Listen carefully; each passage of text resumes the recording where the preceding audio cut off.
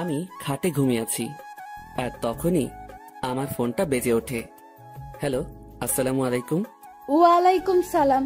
কি করেন আপনি, আর কোথায় আপনি? ও তারিন, তুমি? আমি তো শুয়ে আছি।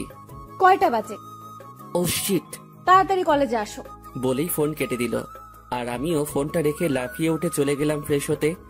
ফ্রেশ হয়ে এসে ডাইনিং টেবিলে গিয়ে বসি। কি রে, এত দেরি করে ঘুম থেকে উঠলি কেন? আর বলিও না, কাল রাতে ঘুম আসে নাই আমার। তাড়াতাড়ি নাস্তা দাও তো। তারপর নাস্তা করেই আম্মুকে বিদায় দিয়ে বেরিয়ে পড়ি, আর রাস্তায় দাঁড়িয়ে আছি রিক্সার জন্য। দাঁড়িয়ে নিজের পরিচয়টা দিয়ে দেই। বরাবরের মতো আমি মোহাম্মদ ওবায়দুর রহমান অন্তর, অনার্স 3য় বর্ষে পড়ি। আব্বু আম্মুর একমাত্র সন্তান আমি। আর সকালে যে কল দিয়ে আমাকে জাগিয়ে দেয় সে আমার ভালোবাসা তারিন, যার সাথে আমার 1.5 বছরের সম্পর্ক। একে তো লেট, দ্বিতীয়ত রিক্সাওয়ালা মামারাও নাই। অন্তর, আমি দেখলাম কেউ একজন আমাকে ডাক দিল। দেখলাম সে আর কেউ না, আমার ক্লাসমেট ও হারামি বান্ধবী তানিয়া। তবে শুধু ক্লাসমেট ও বান্ধবী বললে হবে না, অন্য একটা পরিচয়ও আছে, আমার বেস্টুর জিএফ। তবে বন্ধুর জিএফ মানে আমার ক্লোজ ফ্রেন্ড, বলতে গেলে বেস্টিও। কিরে এভাবে দাঁড়াই আছিস কেন? খুশির ঠেলায়। আহার, এই বেচারা, ওঠ রিক্সায়। আমিও লাফিয়ে রিক্সায় উঠে পড়ি। তুই না উঠতে দিলেও তোরে লাথি মারি ফেলে আমি রিক্সা নিয়ে চলে যেতাম আর কি। কুত্তা। চুপ কুত্তি। আর মামা রিক্সা চালান, এতের কথা শুনে লাভ নাই। পাবনার পাগলি এতে। রিক্সা চলতেছে আপন গতিতে, আর আমরা রিক্সায় যুদ্ধ করতে ব্যস্ত। রিক্সা ঠিক আমাদের কলেজের গেটে থামে। ওই কুত্তা, ভাড়া দে। দিমু তো গতকালকে। যা, আমি দিচ্ছি, কিপটা কোথাকার। তারপর তানিয়া ভাড়া দিয়ে দেয়। আমি তো মহা খুশি, টাকা বাঁচাইছি। একটা মাত্র কারণে তোকে সহ্য করতেছি, শুধু কাজটা শেষ হোক ব্যাস। যা, তোর কাজ করবো না আমি, মুড়ি খা। তারপর তানিয়ার সাথে ক্লাসের দিকে যেতে লাগি। ক্লাসে যেতেই আমরা দেখলাম স্যার ক্লাস করাতেছে।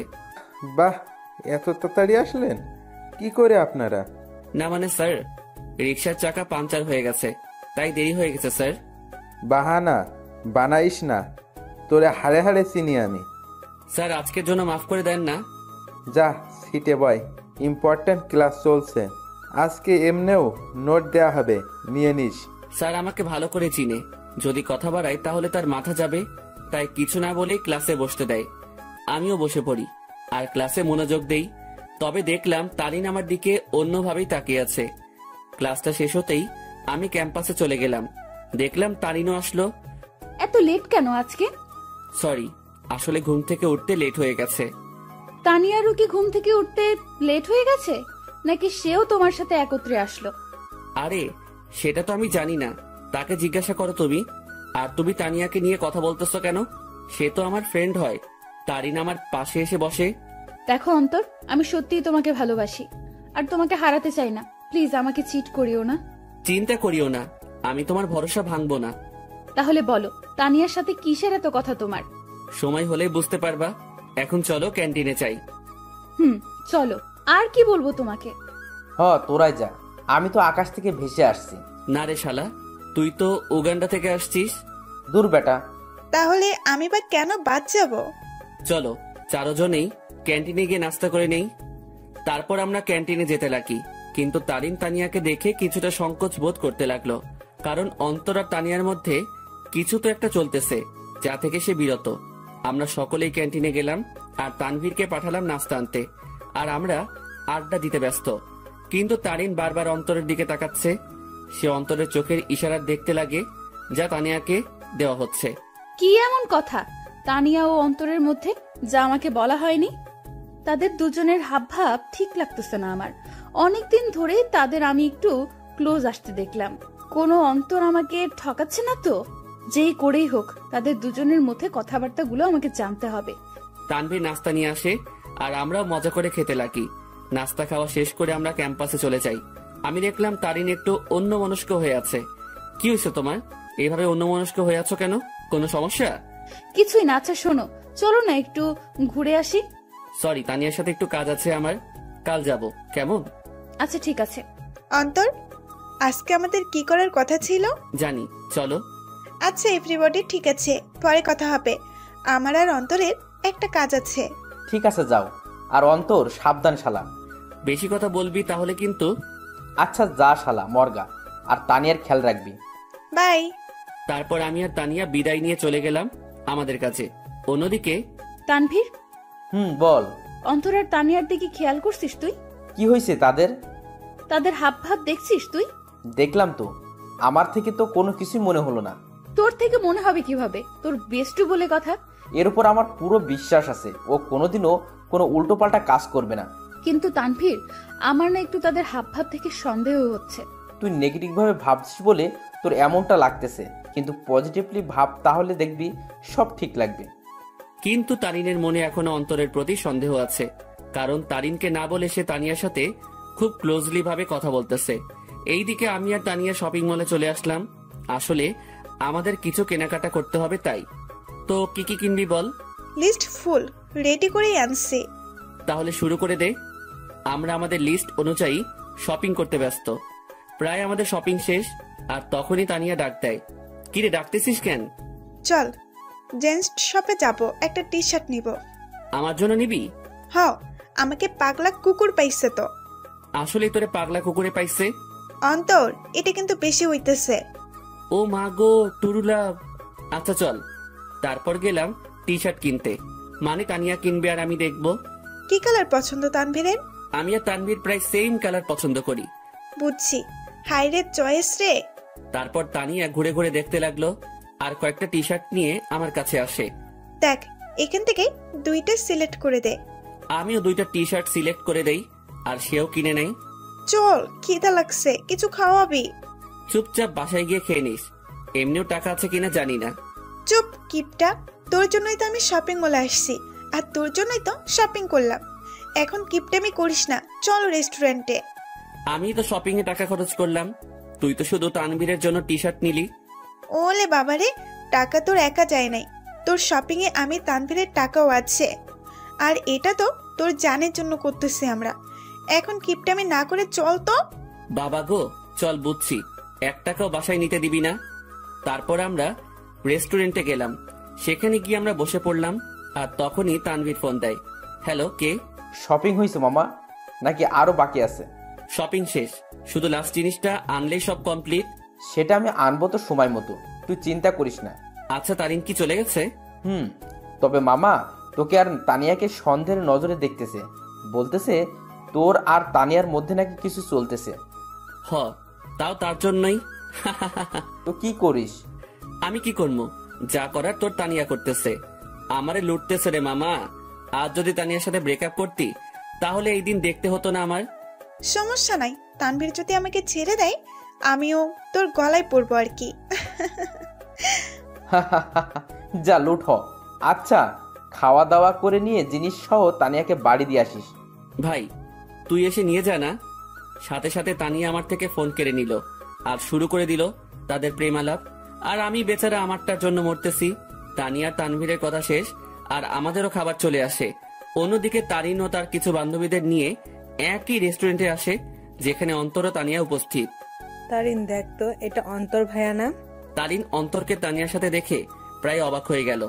তারিন দেখতে লাগলো তানিয়া আর অন্তর হেসে হেসে কথা বলতেছে আর খাবার খাচ্ছে। তারিন তার মোবাইলটা বের করে অন্তরকে কল দেওয়ার জন্য। এইদিকে আমি জানি না প্ল্যান সাকসেস হবে কিনা, তবে আমি আমার কলেজাটাকে খুশি দেখতে চাই। আমরা তো সেটাই চেষ্টা করতেছি অন্তর, তুই চিন্তা করিস না। হঠাৎই আমার কলটা বেজে ওঠে, আর দেখলাম তারিন কল দিছে। আমিও রিসিভ করলাম। হ্যালো। কোথায় তুমি? আমি তো বাসায়। কেন? ও, কি করো তুমি? এই তো আছি। আর কি, মোবাইল নিয়ে। তুমি কি করো? আমিও মোবাইল নিয়ে ব্যস্ত। আচ্ছা, পরে কথা বলি, কেউ রুমের দিকে আসতেছে। Okay bye. তারপর কেটে দিল। কি বলে সে? আমি কোথায় কি করি এইসব? বাদ দে, তাড়াতাড়ি খাবার খেয়ে নে। অন্যদিকে তারিন অন্তরের মিথ্যা কথা শুনে মুখ চেপে কান্না করতে করতে বেরিয়ে যায়, সাথে তার বান্ধবীরাও। ও কেন আমার সাথে এত বড় প্রতারণা করলো? যদি আমাকে ভালো না বেসে থাকে, তাহলে কেন আমার ফিলিংস নিয়ে এইভাবে খেলা করলো সে? আমি কি ওকে ভালোবাসি নাই, নাকি আমার ভালোবাসায় কমতি ছিল? না, এর জবাব ওকে দিতেই হবে। তারিন কোনো মতে তার চোখের পানি ধরে রেখে বাড়ি চলে যায়।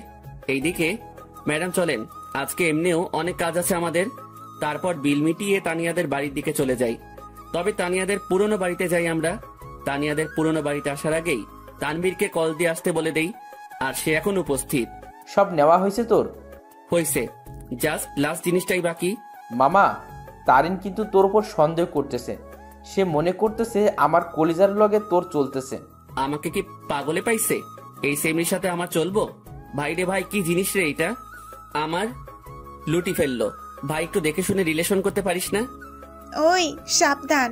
ঝগড়াঝাড়ি বাদ দে, আর এইগুলো আমাদের দিয়ে বাড়ি যা, আমরা কাজ শুরু করে দিব।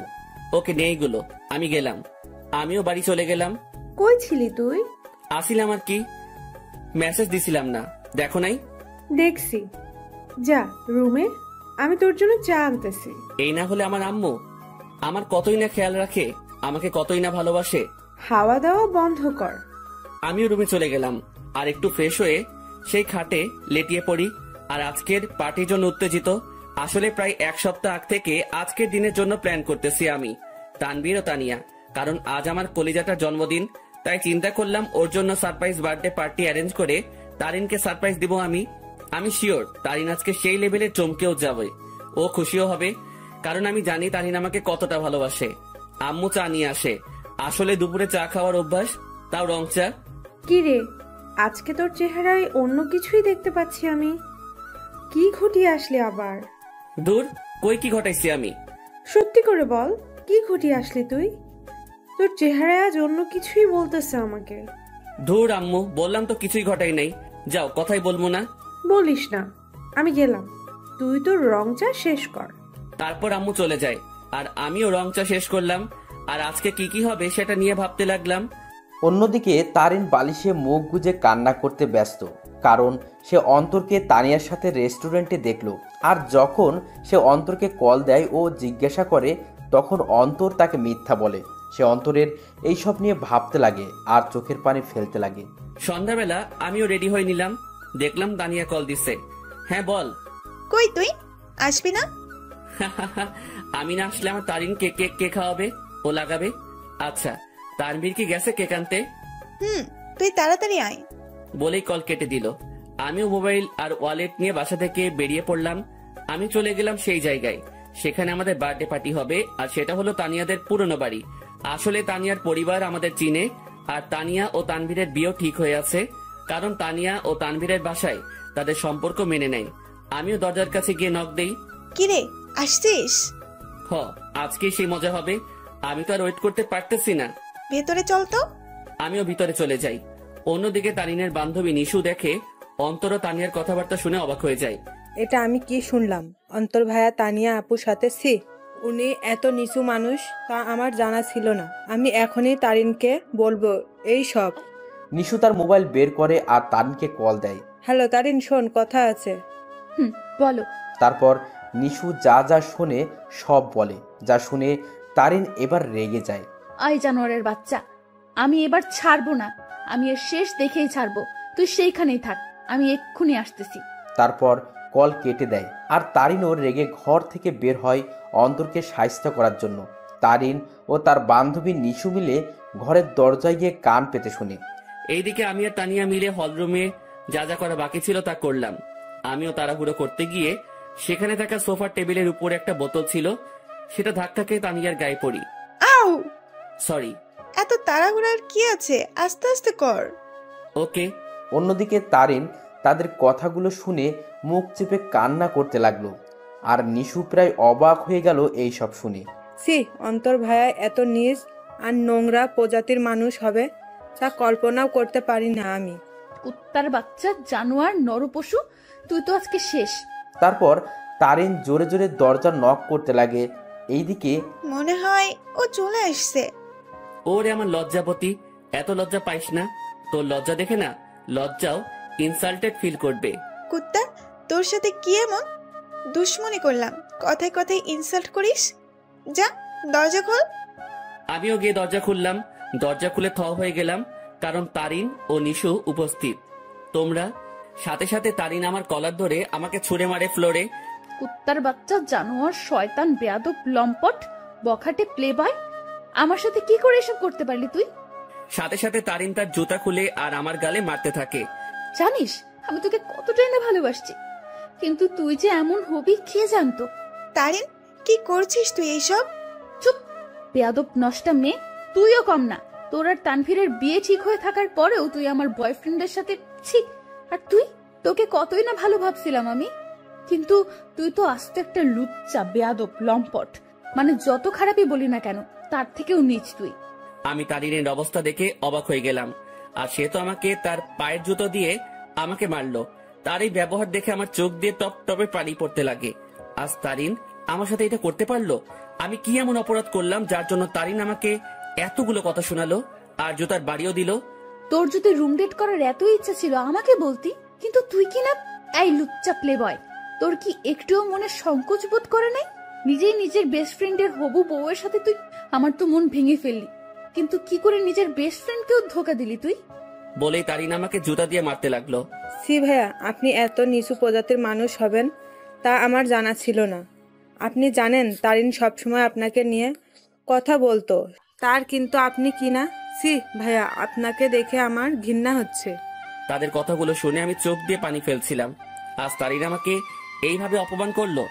আমি তো কোনো অন্যায় করি নাই, তাহলে কি বলতেছে তারিন এইসব? সত্যি কলিজাটা ফেটে যাচ্ছে আমার। জানিস তোকে কি করা দরকার? তোকে জুতার মালা পরায় এলাকায় ঘুরানো দরকার। দাঁড়া, আমি পুলিশকে কল দিচ্ছি। আর তখনই তানভীর কেক নিয়ে উপস্থিত হয়। সে আমাকে এভাবে পড়ে থাকতে দেখে ও তারিনকে এখন এখানে দেখে অবাক হয়ে যায়। এই অন্তর, এইভাবে পড়ে আসিস কেন?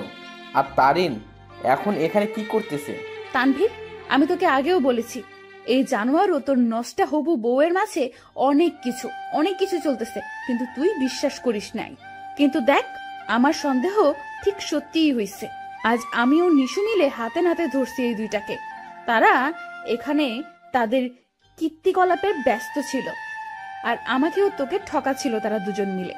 তানভীর কথাটা শুনে অবাক হয়ে যায়, তবে তানভীর অবাক হয় তারিনের কথাগুলো শুনে। এই কি বললি তুই? অন্তর আর তানিয়ার মাঝে কি চলতেছে? দেখ তুই, তাদের দুইটাকেই তানিয়ার পুরনো বাড়িতে ধরছি আমরা। দেখ, পুরনো বাড়িতে এসে তারা তাদের প্রেম লীলা চালাচ্ছিল, কিন্তু আজ ধরা খেয়ে গেল দুই নষ্টা। সাথে সাথে তানভীর দিল তারিনকে কষে এক থাপ্পড় খেয়ে তারিন ফ্লোরে পড়ে যায়। দেখলাম তানভীর রেগে আছে। আমিও উঠে তানভীরকে ধরি। অন্তর, ছাড় আমাকে। এই মেয়ে কাকে কি বলতেছে? তারিন তানভীরের দিকে গাল হাত দিয়ে তাকিয়ে আছে, আর নিশু অবাক চোখে তানভীরের দিকে তাকিয়ে আছে। তানভীর আমার থেকে নিজেকে ছাড়াই নাই আর তারিনের চুলের মুঠি ধরে দাঁড় করায়। এই, তুই কাকে কি বলছিস? আর কি বললি তুই? তারা এখানে এসে তাদের প্রেম লীলা চালাচ্ছিল, তাই না? আয় আমার সাথে তুই। তারিনের চুলের মুঠি ধরে হলরুম দেখাতে লাগে। এই দেখ, তারা আসলে কি করতেছিল। তোর জন্মদিন উদযাপন করার জন্য সে আজ থেকে 7 দিন আগে থেকেই তোকে খুশি করার জন্য আমাকে ও তানিয়াকে নিয়ে প্ল্যান করে। সে তোর হাসি মুখটা দেখার জন্য দেখ কি করছে। চারদিকে ভালো করে তাকিয়ে দেখো। তারিন ভালো করে দেখে পুরো হলরুম দেখে যা সম্পূর্ণভাবে সাজানো। সেখানে বেলুন, জরি কাগজ ও বিভিন্ন কাগজের কারুকার্য দিয়ে সাজানো। তারপর তানভীর তারিনের চুলের মুঠি ধরে বার্থডে অল বোর্ড দেখায়।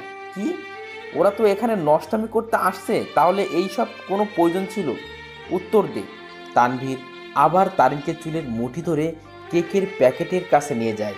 দাঁড়া, তাদের নষ্টমী আরও একটা নমুনা দেখায় বলেই সেই প্যাকেট খুলে দেখায়। দেখ, তাদের নষ্টামি উদযাপন করার জন্য বার্থডে কেক আনে, যেটা তো সুন্দর করে লেখা আছে হ্যাপি বার্থডে তারিন। তারিন এই সব দেখে তাদের মনের মধ্যে অন্তরের বিরুদ্ধে যত সন্দেহ ঘৃণা ছিল সব দূর হয়ে যায়, আর সেই সেখানেই হাউমাউ করে কান্না করে দেয়। কিরে, এখন কান্না করতেছিস কেন তুই? আরও দেখবি তাদের নষ্টামির নমুনা। আসলে তোদের মতো মেয়েরা না ভালোবাসতেই জানে না। শুধু মুখে ভালোবাসি ভালোবাসি বললেই হয় না, মনে প্রাণে বিশ্বাসও করতে হয় ভালোবাসার মানুষকে। কিন্তু তুই কি করছিস? খালি সন্দেহ। হ্যাঁ, আমার বেস্টু খারাপ, কারণ সে তাকে খুশি করতে চেয়েছিল, আর আমি আমার সেই খারাপ বন্ধুকে নিয়ে গর্ব করি, কারণ সে মানুষকে ঠকায়নি কোনো দিনও। সে সব সময় সবাইকে হাসি খুশি দেখতে চায়, কিন্তু আড়ালে সে নিজেই কান্না করে যেত। কিন্তু যখন তুই তার জীবনে আসছিস, সে মনে করছিল সেও এখনো হাসি খুশি থাকবে, কিন্তু তুই আজকে তাকে সবচেয়ে বড় কষ্ট দিয়ে দিলি। হ্যাঁ, আমার বন্ধু জানোয়ার, কারণ সে তোকে হাসাতে চেয়েছিল, যার প্রতিদান আজ তুই দিয়ে দিলি। তানভীর, অন্তর কোথায়? নিশু, অন্তর কোথায়? নিশু চুপ হয়ে আছে। তানভীর সাথে সাথে বাইরে দৌড় দেয় অন্তরকে খোঁজার জন্য, কিন্তু অন্তরকে পায়নি সে। তারিন সেখানে কান্না করতে করতে বসে পড়ে। তারিন, ছি, তুই এত নিস মন মানসিকতার মেয়ে, তা আমার জানা ছিল না। কিভাবে তুই এ ভাবলি? অন্তর আমাকে বান্ধবী মানে তো ঠিকই, সাথে ও আমাকে মন থেকে সম্মানও দেয়। আর তুই কি না, অন্তর তোর জন্য কতই না কি করতে চাইছিল। সে চাইছে তোকে সারপ্রাইজ বার্থডে পার্টি দেবে, কিন্তু তুই তাকে কি দিলি? অনেক অপমান ও জুতার বাড়ি। কি করে পারলি তুই এসব ভাবতে? অন্তর তোকে কতটা ভালোবাসে তা আমি আর তানভীর ভালো করেই জানি, কিন্তু তুই ভালো যেহেতু বেসেছিস, তাহলে একটু ভালোবাসার মানুষকে বিশ্বাস করতে শেখ, সন্দেহ না। আমার মনে হয় না তুই অন্তরকে কোনো দিনও ভালোবেসেছিস, কিন্তু সে তোকে মনে প্রাণে ভালোবেসেই গেল। তানভীর বাইরে থেকে আসে। অন্তরকে পাইছো? না, তুমি একটু কষ্ট করে বাড়িতে খুঁজে দেখো তো। আর এই, তুই বের হ বাড়ি থেকে। তানভীর তারিনকে টেনে বাড়ি থেকে বের করে দেয়, সাথে নিশিও বেরিয়ে যায়। আর তানভীর ও তানিয়া মিলে পুরো বাড়ি খুঁজে দেখে, কিন্তু অন্তরকে খুঁজে পেল না। তারিন বাইরের রাস্তায় বসে বসে হাওমাও করে কান্না করতে লাগে। সে আজ তার সন্দেহের জন্য তার অতি প্রিয় একটা জিনিসের কাছে ঘৃণার পাত্র হয়ে গেল। কি করে আমার মাথায় এসব আসলো? কেন আমি অন্তরকে সন্দেহ করলাম? যে আমাকে বলেছিল আমাকে কোনোদিন ঠকাবে না, কিন্তু আমি তাকে বিশ্বাস না করে তাকে অনেক কথা শোনালাম, খুব জুতার বাড়ি দিলাম। ছেলেটা তো আমাকে হাসি খুশি রাখতে চেয়েছিল, কিন্তু আমিই ওকে কাঁদিয়ে দিলাম। এইদিকে আমি মেইন রোডে চলে আসলাম। আজ আমাকে আমার ভালোবাসা ভালোই একটা শিক্ষা দিল, আর বুঝিয়ে দিল আমি তার মনে কোনোদিনও জায়গা করে নিতে পারলাম না। আমি তার মনে বিশ্বাস জোগাতে পারলাম না। হয়তো আমারই ভুল ছিল, আগে তার মনে বিশ্বাস জোগানোটা দরকার ছিল, পরে না হয় তার জন্য কোনো কিছু করতাম। হয়তো আমার ভালোবাসায় কমতি ছিল, যার পরিণাম জুতার বাড়ি পেলাম। না, আর কোনোদিনও কাউকে ভালোবাসবো না, আর মনে আঘাত চাই না। আমি তারিনকে পেয়ে মনে করেছিলাম আমার দুঃখ কষ্ট ওর সাথে শেয়ার করব। মনে করলাম ও আমাকে বুঝবে, কিন্তু আমি ভুল ছিলাম। থাক, আর কাউকে ভালোবাসার প্রয়োজন নেই, আমি একাই ঠিক আছি। আর যদি কাউকে প্রয়োজন হয়, আমার বেস্টু ও আমার হৌভাবি আছে না, কিন্তু না আর কাউকে বিশ্বাস করব, না কাউকে মন দিব। কেউ চাই না, আমার শুধু পরিবার ও বান্ধবীদের নিয়ে থাকবো আমি মেইন রোডে হাঁটতে লাগলাম, মনকে শান্ত ও বোঝানোর জন্য যে তার জন্য কোনো ভালোবাসা নেই, আছে শুধু সন্দেহ আর সন্দেহ। আমিও মেইন রোডে যতদূর পারলাম হাঁটতে লাগলাম। কি বা করবো আমি? ভাঙা মনকে সান্ত্বনা দিতে চাচ্ছি। আমি চিন্তা করছিলাম মনের মতো একজন পেয়ে তাকে নিয়ে আমি হাসি খুশি থাকবো, কিন্তু ভাগ্য একটা মোড় দিয়ে দিল। রাত 11টা বাজে, আমি এখনো রাস্তায় হাঁটছি আর চোখের পানি ফেলছি। আমার ফোনটাও অফ করে রাখছিলাম যাতে কেউ আমাকে বিরক্ত না করতে পারে, কারণ আমি একটু একা থাকতে চাই। রাত 12টা বাজে, আমি রাস্তার এক কোণায় বসে আছি। তবে আজ আমার নেশার সাহায্য নিতে ইচ্ছা করছে, তাই আমিও উঠে হাঁটতে লাগলাম আর খুঁজতে লাগলাম কোনো দোকান খোলা আছে কিনা।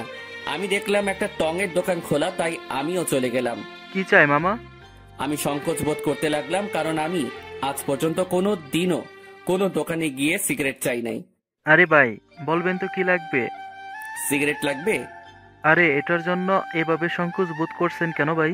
বলেন, কি সিগারেট দিব? আমি বেশিরভাগই ডার্বি, ব্যানসন ও গোল্ডলিপের কথা শুনেছিলাম, তাই চিন্তা করলাম তিনটাই নিয়ে নেই। ডার্বি, ব্যানসন ও গোল্ডলিপ তিনটার এক প্যাকেট দিয়ে দেন। তারপর দোকানদার আমাকে দেয় আর আমিও টাকা দিয়ে দেই, সাথে একটা লাইটারও নিয়ে নিলাম। আমিও যেতে লাগি। ভাই একটা কথা বলবো? জি বলেন। ভাই আমি এই প্রথম দেখলাম কেউ একসাথে 3 ধরনের সিগারেট নিল। ভাই আপনারা কি গ্রুপ মিলে আড্ডা দিবেন নাকি? সেটা আপনি না জানলেও চলবে, আপনার কাজ সিগারেট বিক্রি করা, এই সকল প্রশ্ন করা না। বলেই চলে আসলাম সেখান থেকে। তারপর আমিও আবারও মেইন রোডে গিয়ে সিগারেট ধরালাম। হাতে সিগারেট খাবো কি খাবো না তা ভাবতে লাগলাম। পরে এইসব ভাবনা চিন্তা বাদ দিয়ে সোজা খাওয়া শুরু করে দিলাম। প্রথমে একটু কষ্ট লাগলেও পরে ঠিক লাগতে লাগলো। প্রথমে গোল্ডলিপ, এরপর ব্যানসন, এরপর ডার্বি খেলাম। একটা শেষ হতেই অন্য একটা ধরিয়ে দিলাম। এভাবেই 3 প্যাকেটই প্রায় শেষ, শুধু ডার্বির 4টা সিগারেট বাকি আছে। দেখলাম 1টা বাজে। পরে মনে পড়লো বাসার কথা, তাই মোবাইলটা অন করলাম। অন করতেই আম্মু আব্বুর প্রায় 150-র উপরে SMS এবং সাথে সাথে আব্বুর ফোন। হ্যালো, কি রে, কই তুই? ফোন বন্ধ কেন তোর? আরে মোবাইল হঠাৎই বন্ধ হয়ে যায়, এতে আমার দোষ কোথায়? কি রে, তুই রেগে আছিস কেন? কি হয়েছে? আমার ইচ্ছা, আমার লাইফ, আমি যা খুশি করব। ফোনটা রাখো, আর আমি পরে আসবো, একটা পার্টিতে আছি, বাই। বলেই কল কেটে দিলাম। এরপর বাকি যে সিগারেটগুলো ছিল সেগুলো একটার পর একটা শেষ করলাম। আমি চাচ্ছি সিগারেটের ধোঁয়া দিয়ে নিজের কষ্টটাকেও উড়িয়ে দিতে।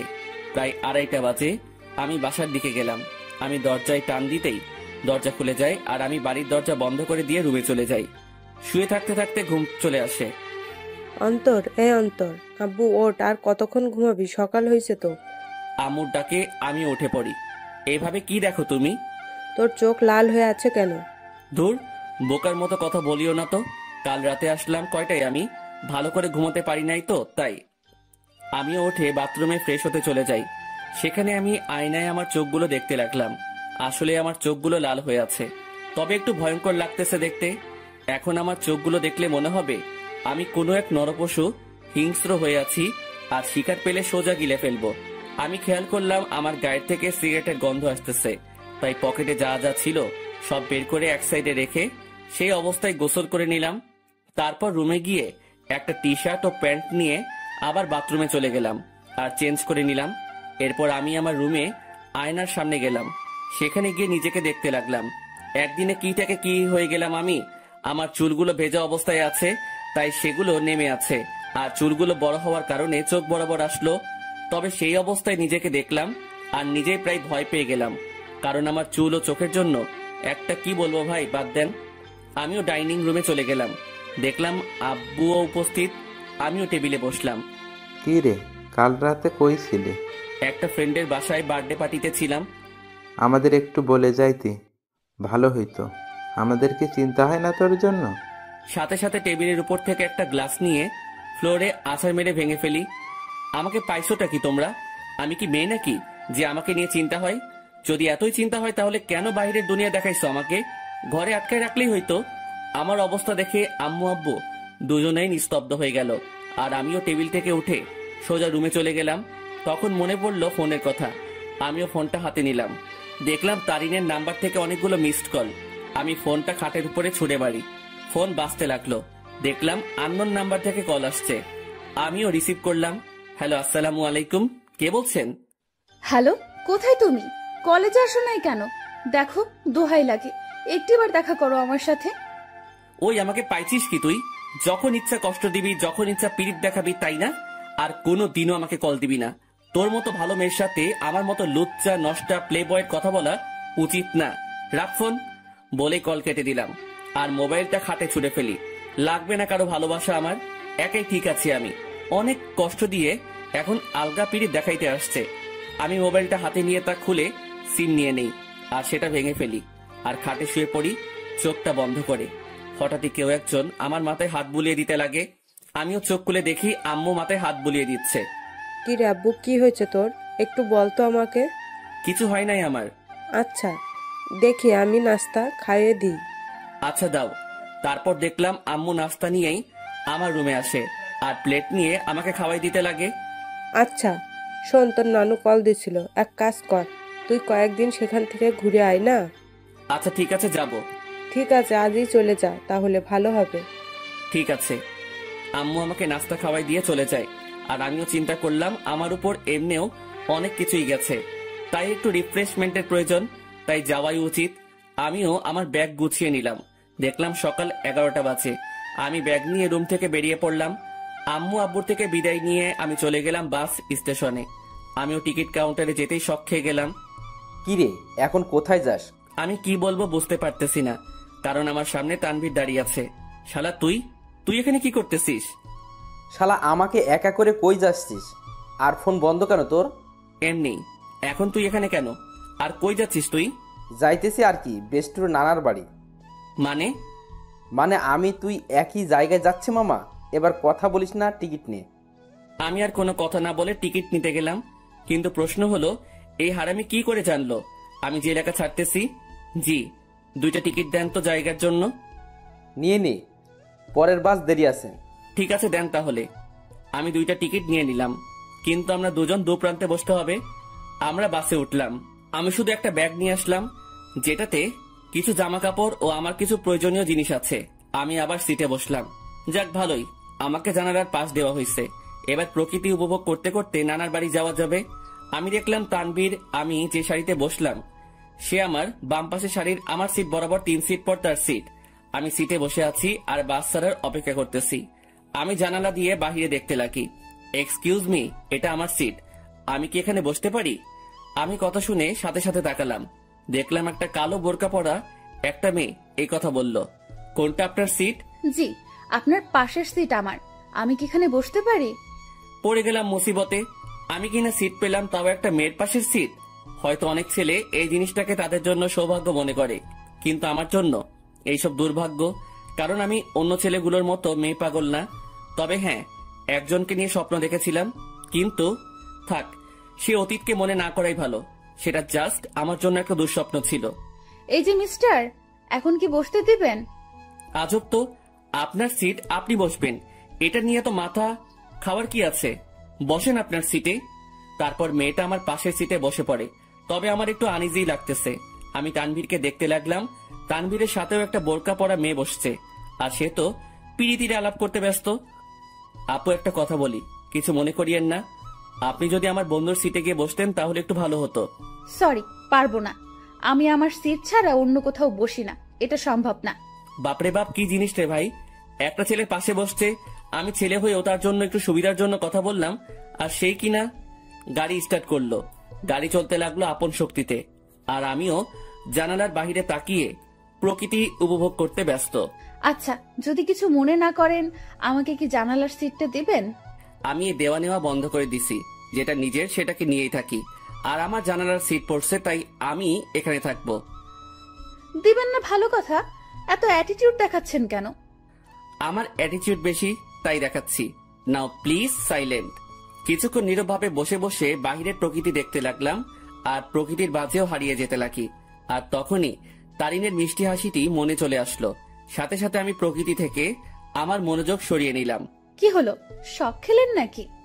আমি কিছুই না বলে আমার পকেট থেকে মোবাইল আর ইয়ারফোনটা বের করে কানে লাগিয়ে দিলাম আর গান শুনতে লাগলাম। কিছুক্ষণ গানের মধ্যে মগ্ন ছিলাম আমি, আর তখনই পাশ থেকে খোঁচা দেয়। সমস্যা কি? গান শুনছিলেন? না তো, ব্যাডমিন্টন খেলছিলাম। এত রাগ আর কি আছে? আপু, আপনার সমস্যাটা কি বলবেন? কোনো সমস্যা নেই। আচ্ছা, আপনি কি রোমান্টিক গান শুনছিলেন? বুঝছি। আপু আসেন আপনি জানালার সিটে। মেয়েটাও খুশি হয়ে জানালার সিটে বসে, আর আমি পারতেছি না যে এখনই বাস থেকে নেমে যেতে। মেজাজটা খারাপ আগে থেকেই, আমার এখন আরো খারাপ করে দিল। আমি তানবীরকে দেখলাম শালা মেয়ের সাথে পিড়িতির আলাপ করতেছে। হয়তো শালা ভুলেই গেছে তার বিয়েও ঠিক হয়ে আছে।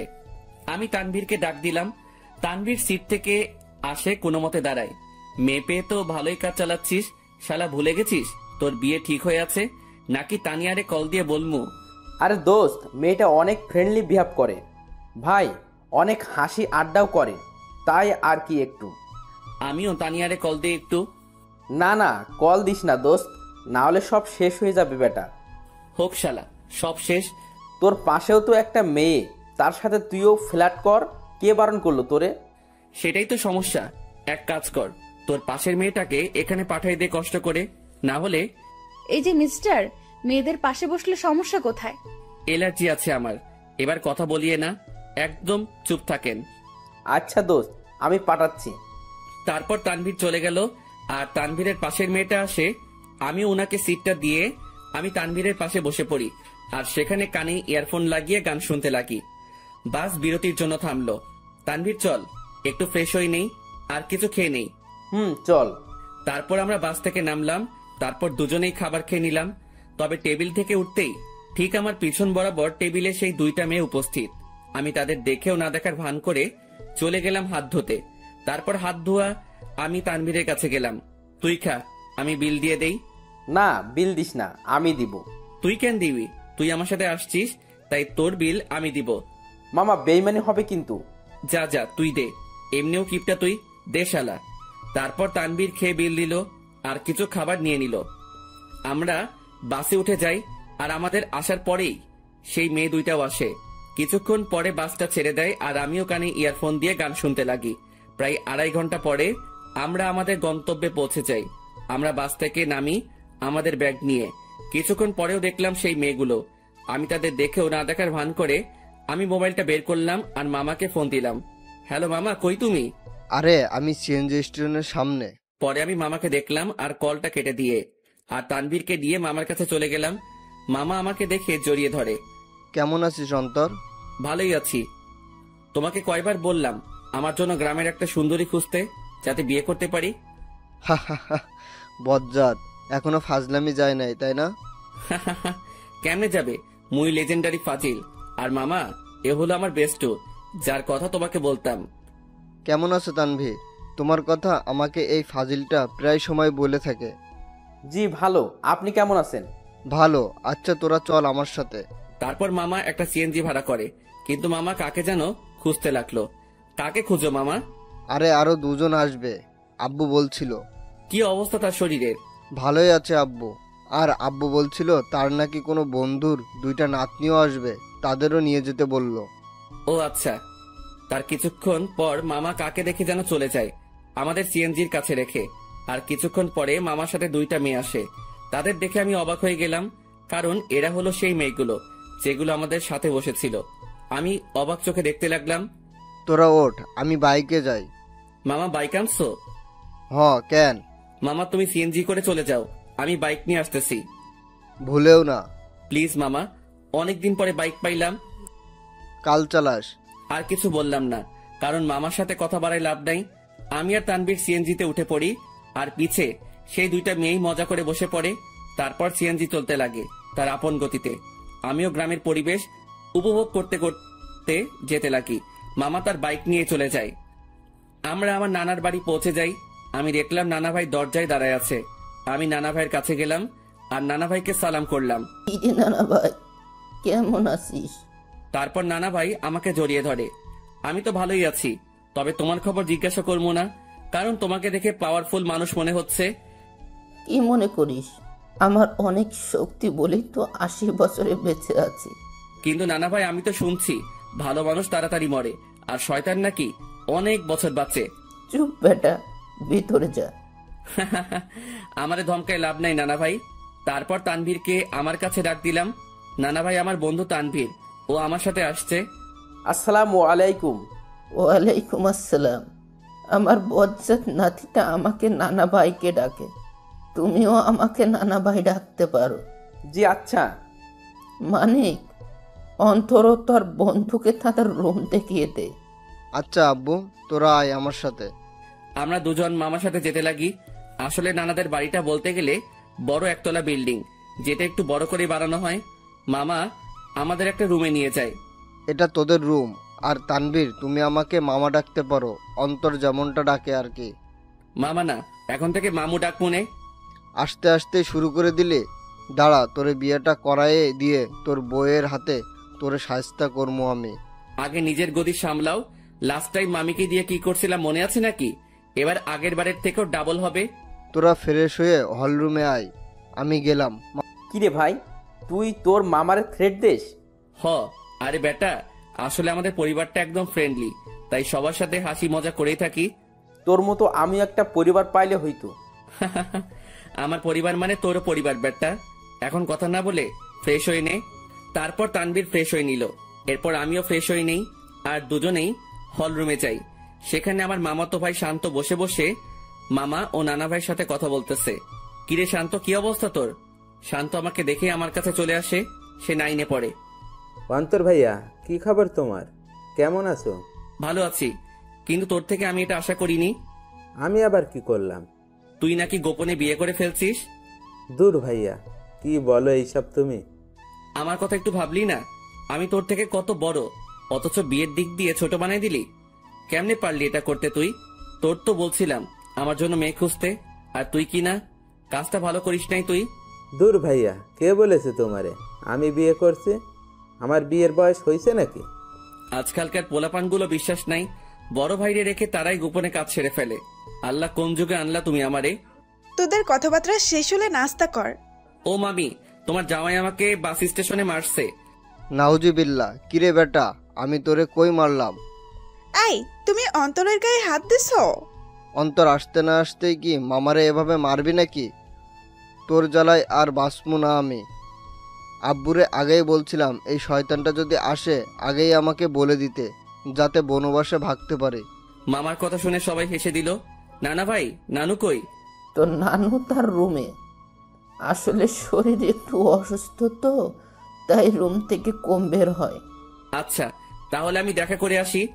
তারপর আমি নানু রুমের দিকে যেতে লাগি।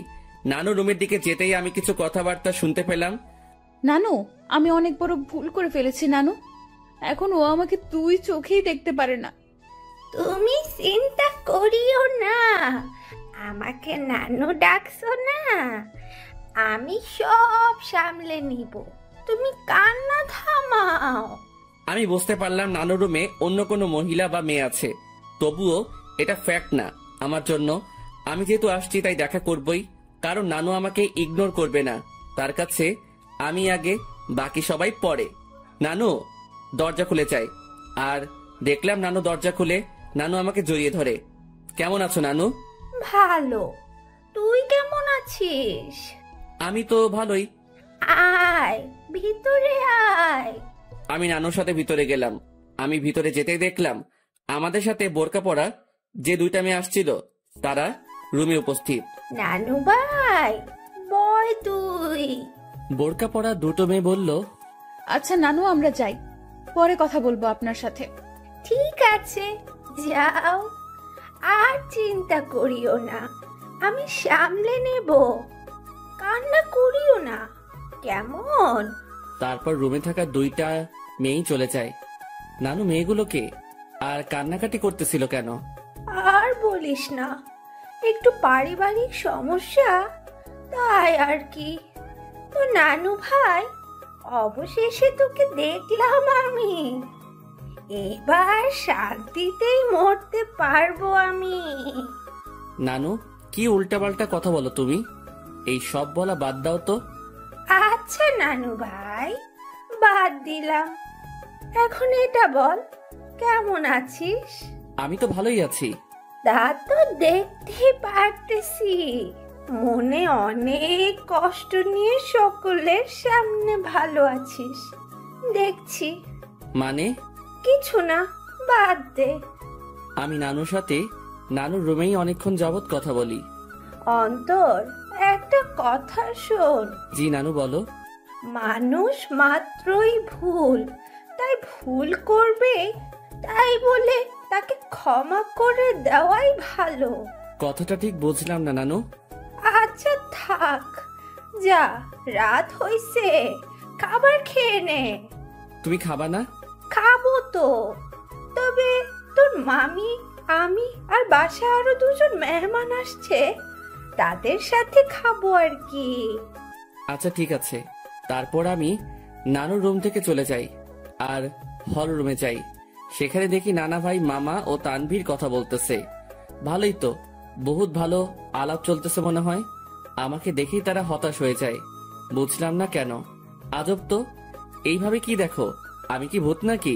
ভূতের চেয়ে কম নাকি তুই? এই মামু, মেজাজ খারাপ কইল না, না হলে কিন্তু। কি করবি তুই? গ্রামের একটা মাইয়ারে কিডন্যাপ করে বিয়ে করে চলে আসমো। আমার কথা শুনে সকলেই হাসতে লাগে, তবে আমিও উপর দিয়ে হাসতে লাগি, কিন্তু ভিতর দিয়ে থাক বাদ দেই এইসব। আমার জন্য কি অন্যদের হাসি ঠাট্টা বন্ধ করব নাকি? মামি আমাদের খাবারের জন্য ডাক দিল আর আমরাও চলে গেলাম খাবার খেতে। ভাই, শীতকাল, গায়ে আমার কোট আছে, তারপরেও একটু শীত লাগছে। রাতের খাবার খেয়ে নিলাম আমরা। আমিও চিন্তা করলাম রাতের বেলা একা একা হাঁটার। আমি আস্তে করে বাহিরের দিকে যেতে লাগি। কিরে, চোরের মতো কই যাস? যা শালা, ধরা খেয়ে গেলাম। না মানে একটু বাহিরে যাব মামা। অন্তর, বাইরে প্রচুর ঠান্ডা। অসুবিধা নাই, একটু যাই, চলে আসবো তো। ঠিক আছে যা, তবে দরজা লাগিয়ে দিবি। তুই দরজার কাছে আসলে আমাকে একটা কল দিস, আর তানবীরকে নিবি। না মামা, তানবীর এমনিও জার্নি করে আসছে, ক্লান্ত সে, তাই তাকে না নেওয়াই ভালো। আমি মামার সাথে কথা বলেই বাহিরে চলে আসি আর পকেট থেকে মাস্কটা বের করে পরে নেই আর কোটটাও মাথায় দিয়ে দেই। আমি হাঁটতে লাগলাম আর হাঁটতে হাঁটতে একটা দোকানের কাছে চলে গেলাম। আর সেখানে যেতেই মাথায় আসলো সিগারেটের কথা। মুখে মাস্ক আর হুডি, আর সেই অবস্থায় দোকানে চলে গেলাম। আরেক প্যাকেট ডার্বি নিয়ে নেই, সাথে ম্যাচও। সেটা নিয়েই আমিও চলে যাই এক নির্জন জায়গায়, মানে বলতে গেলে পুকুর পাড়। সেখানে পাড়ে বসার জায়গা আছে, আর আমিও সেখানে বসে পড়ি আর সিগারেট টানতে লাগি। সিগারেটের ধোঁয়ার আমি আমার কষ্টগুলোকে উড়িয়ে দিচ্ছি। একজনকে মনে প্রাণে খুব ভালোবাসছিলাম, যার প্রতিদান জুতার বাড়ি পাইছি। একেবারে ভালো মতেও শিক্ষা হয়েছে আমার, আর কোনো দিনও ভালোবাসার দিকে যাব না। একাই ঠিক আছি আমি, না কারো টেনশন, না কাউকে হারানোর ভয় আমার। আমি পুকুর পাড়ে বসে বসে 2টা সিগারেট খাইলাম। আসলে পরিবেশটা আমার খুব ভালো লাগতেছে, কারণ চাঁদ রাত, আবার পুকুর পাড়ে, সেখানে পরিবেশটা খুবই দারুণ লাগতেছিল আমার। কিছুক্ষণ সেখানে সময় কাটিয়ে আমি বাড়ি চলে গেলাম। বাড়ির কাছে যেতেই মামাকে কল দিলাম, আর মামাও দরজা খুলে দেয়, আর আমি আমার রুমে চলে যাই। দেখি তানভীর ঘুম। আমিও আমার মোবাইলটা চার্জ দিয়ে ব্যাগে সিগারেট ও ম্যাচ ঢুকিয়ে রাখি, আর গায়ে কম্বল দিয়ে ঘুম। সকালবেলা অন্তর ভাইয়া, আমিও উঠে পড়ি আর দেখলাম শান্ত আমাকে ডাকতে লাগলো। সকাল হয়েছে ভাইয়া, আম্মু নাস্তা রেডি করতেছে। তুই যা, আমি ফ্রেশ হয়ে আসতেছি। আর তানভীর কই? ভাইয়া তো আব্বু ও দাদুর সাথে কথা বলতেছে। তারপর শান্ত চলে গেল। আমিও উঠে পড়ি। হঠাৎই আমার জানালার দিকে চোখ গেল, আর সেখানে দেখে মনে হচ্ছিল কেউ আমাকে দেখতেছিল। আমিও চলে গেলাম ফ্রেশ হতে। ফ্রেশ হয়ে এসে দেখি মামা, তানভীর, নানা ভাই, মামি, নানু সবাই কথা বলতে ব্যস্ত। আমিও গেলাম। তারপর সকলে মিলে নাস্তা করে নিলাম। অন্তর, আমার বাইক নিয়ে তুই তানভীরকে নিয়ে ঘুরে আয়। ও তো এখানে নতুন, তাই একটু দেখায় আন। আচ্ছা। তারপর মামার থেকে বাইকের চাবি নিলাম আর বাইক নিয়ে দুজনেই ঘুরে আসলাম। আমরা যে গ্রামে থাকি সেখানে প্রায় সব জায়গায় চাষ করার জন্য মাঠ ও পুকুর, কিন্তু দুঃখের কথা আমি সাঁতার পারি না, কারণ আমি জীবনের 100 ভাগের 80 ভাগই শহরেই কাটাইছি। বাকি 20 ভাগের মধ্যে 7 ভাগ বলতে পারেন ট্যুরে গিয়ে, আর বাকি অংশ শহরেই। তবুও গ্রামটা ভালো করে চিনি। যতদিন গ্রামে ছিলাম ততদিন মামার সাথে গিয়ে গ্রামে ঘুরতাম। সকালবেলা আমি আর তানভীর অনেকক্ষণ ঘোরাঘুরি করলাম, আর দুপুরের দিকে আসলাম। বাইকটা রেখে বাড়িতে ঢুকলাম, আর দেখলাম নানা ভাই, নানু, মামা, মামি ও সেই 2টা মেয়েও আছে, আর তারা কথা বলতেছে। কিন্তু আজব ব্যাপার হলো, এরা বাড়িতেও হিজাব করে রাখছে। ঘোরা শেষ? মোটামুটি। আমি রুমে চলে যাই, কিন্তু বারবার সেই মেয়েগুলোর প্রতি কেন যে আকর্ষণ লাগতেছে কে জানে। তবে ইচ্ছা তো করতেছে হুজুরনিগুলোর চেহারা দেখতে, কিন্তু ডাইরেক্ট বলা তো মুসিবত। থাক, পরে সেটা ব্যবস্থা হবে আর কি। আমি রুমে গিয়ে ব্যাগ থেকে কিছু কাপড় বাহির করলাম, আর চিন্তা করলাম গোসল করব। কিন্তু মনে পড়লো এখানে তো পানির হিটার নাই যে ডাইরেক্ট বাথরুমে যাবো, সুইচটা ক্লিক করবো আর গরম পানি পামো। পড়লাম আরেক মুসিবতে। কেমনটা লাগে। ধুর, মামিকে বলবো গরম পানি করে দিতে। আমি যখনই রুম থেকে বের হব তার আগেই মামি উপস্থিত উইথ গরম পানি। এই না হলে আমার মামি আমার কখন কি লাগে তা তুমিও আম্মুর মতোই জেনে যাও। আমিও তো তোর আরাক আম্মু, এখন যা গোসল করতে, আমি পানি দিয়ে গেলাম।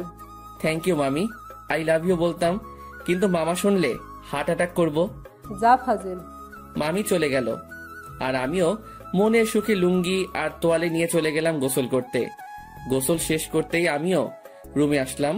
লুঙ্গি পরা আছে, বলা যায় না কখন কোথায় খুলে যায়।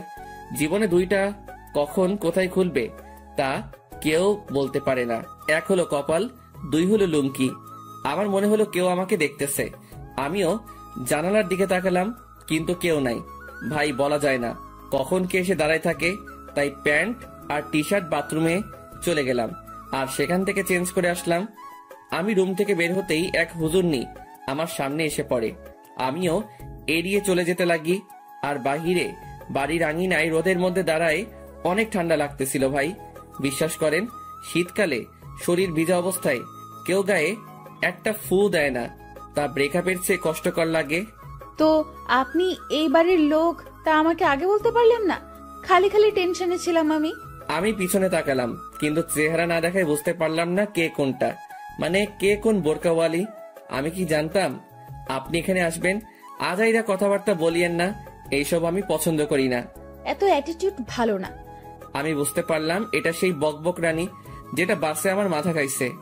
আচ্ছা, এখানেও মুখ ঢেকে রাখলেন সেটা বুঝলাম না। আসলে এটাই তো আমাদের বাড়ির নিয়ম।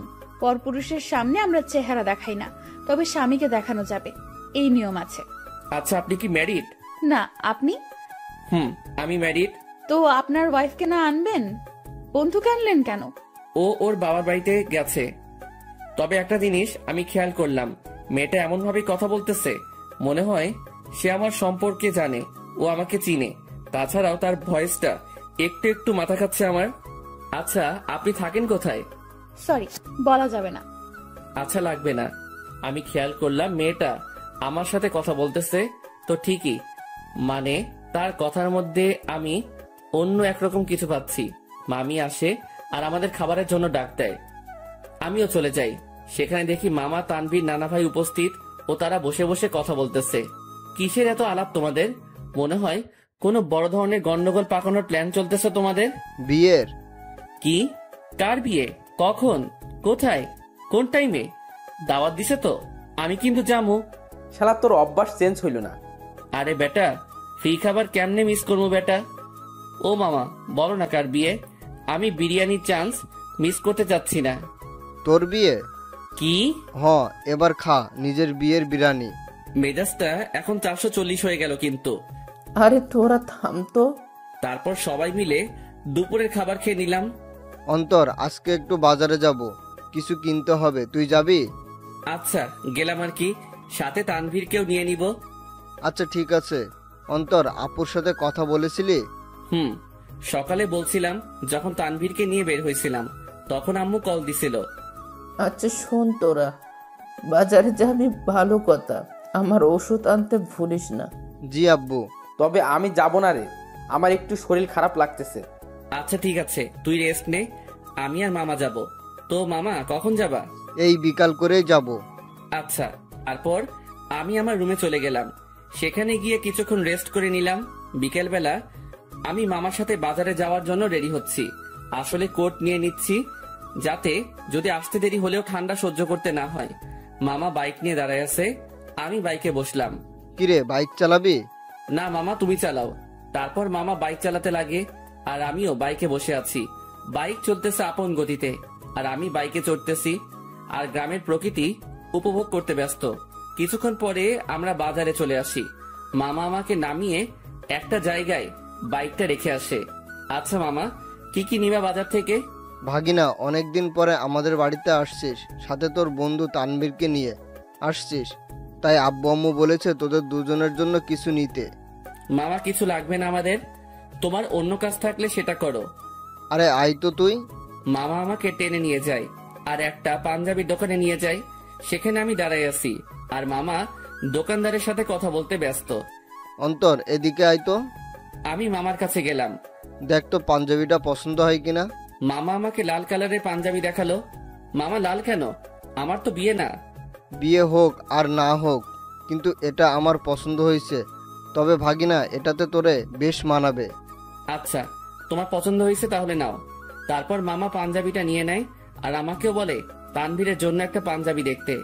আমিও তানভীরের জন্য একটা পাঞ্জাবি দেখি আর মামাও সেটা কিনে নেয়। হয়েছে মামা, এবার খুশি? এমন ভাবে কথাগুলো বললা মনে হয় আমাকে বিয়ে করানোর প্ল্যান করে আছো। সেটাই তো। কি? না মানে সেটাই তো, যাতে তোকে একটা বিয়ে করাই দিতে পারি। ধুর মামা, আপাতত একটু শান্তি দাও আমারে। বিয়ে করলে তো তোমার মতো হাল হবে আমার। আচ্ছা চল। আমি মামার সাথে যেতে লাগি। আমরা বাজারে হাঁটতে লাগলাম আর মামাও টুকিটাকি বাজার নিতে ব্যস্ত। আমিও মামার সাথে ঘুরে ঘুরে দেখতে লাগলাম। আর তখনই একটা শাড়ির দোকানে চোখ পড়ল, যেখানে বাহির থেকে একটা শাড়ি দেখা যাচ্ছিল যার রং ছিল গোলাপি। শাড়িটা দেখে তারিনের কথা মনে পড়ল আর তারিনের পছন্দের কালারও গোলাপি। যেদিন প্রথম তারিনকে দেখি সে গোলাপি জামা পরে কলেজে আসছিল, যা দেখে প্রায় কলেজের সকলেই তার দিকে তাকিয়েছিল আর আমি তো দেখেই লাট্টু হয়ে গেছিলাম। আর সেদিনই তারিনকে আমার ভালো লেগে যায়। এরপর তারিনের পিছেই পড়ে যাই আর প্রায় একটা সপ্তাহের মতো পিছে পড়েছিলাম। এরপর একদিন তানভীর শালা সাহস জাগিয়ে দেয় আর প্রপোজ করি, আর সেও সাথে সাথে অ্যাকসেপ্ট করে নেয় আর বলে নাকি সেও নাকি আমাকে পছন্দ করত, কিন্তু আমার রাগের জন্য আমার সামনেও আসতেও ভয় পেত। আসলে আমি সব সময় নিজেকে শান্ত রাখার চেষ্টা করি, কিন্তু যখন রেগে যাই তখন শান্ত হতে অনেক সময় লাগে। আর যার উপর রেগে যাই তাকে সহজে ক্ষমা করি না।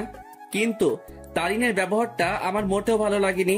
আসলে আমি বুঝতে পারলাম তার মধ্যে আমার জন্য কোনো ভালোবাসাই ছিল না, জাস্ট ভালো লাগাই ছিল, যেটাকে আমি ভালোবাসা ভেবে বসেছিলাম। আর সেটাই আমার বড় ভুল ছিল। ভালোবাসা মানে একে অপরের প্রতি বিশ্বাস, ভরসা।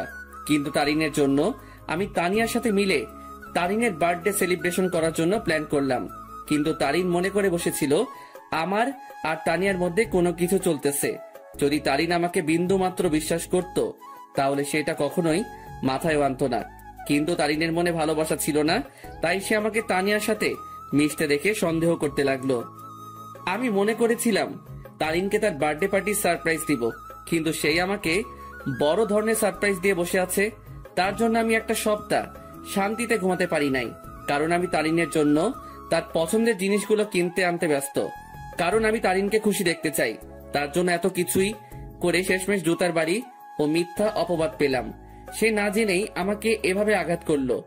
যদি তার মনে আমার জন্য বিন্দুমাত্র ভালোবাসা থাকতো তাহলে সে আমাকে সন্দেহ না করে আমার প্রতি বিশ্বাস রাখতো।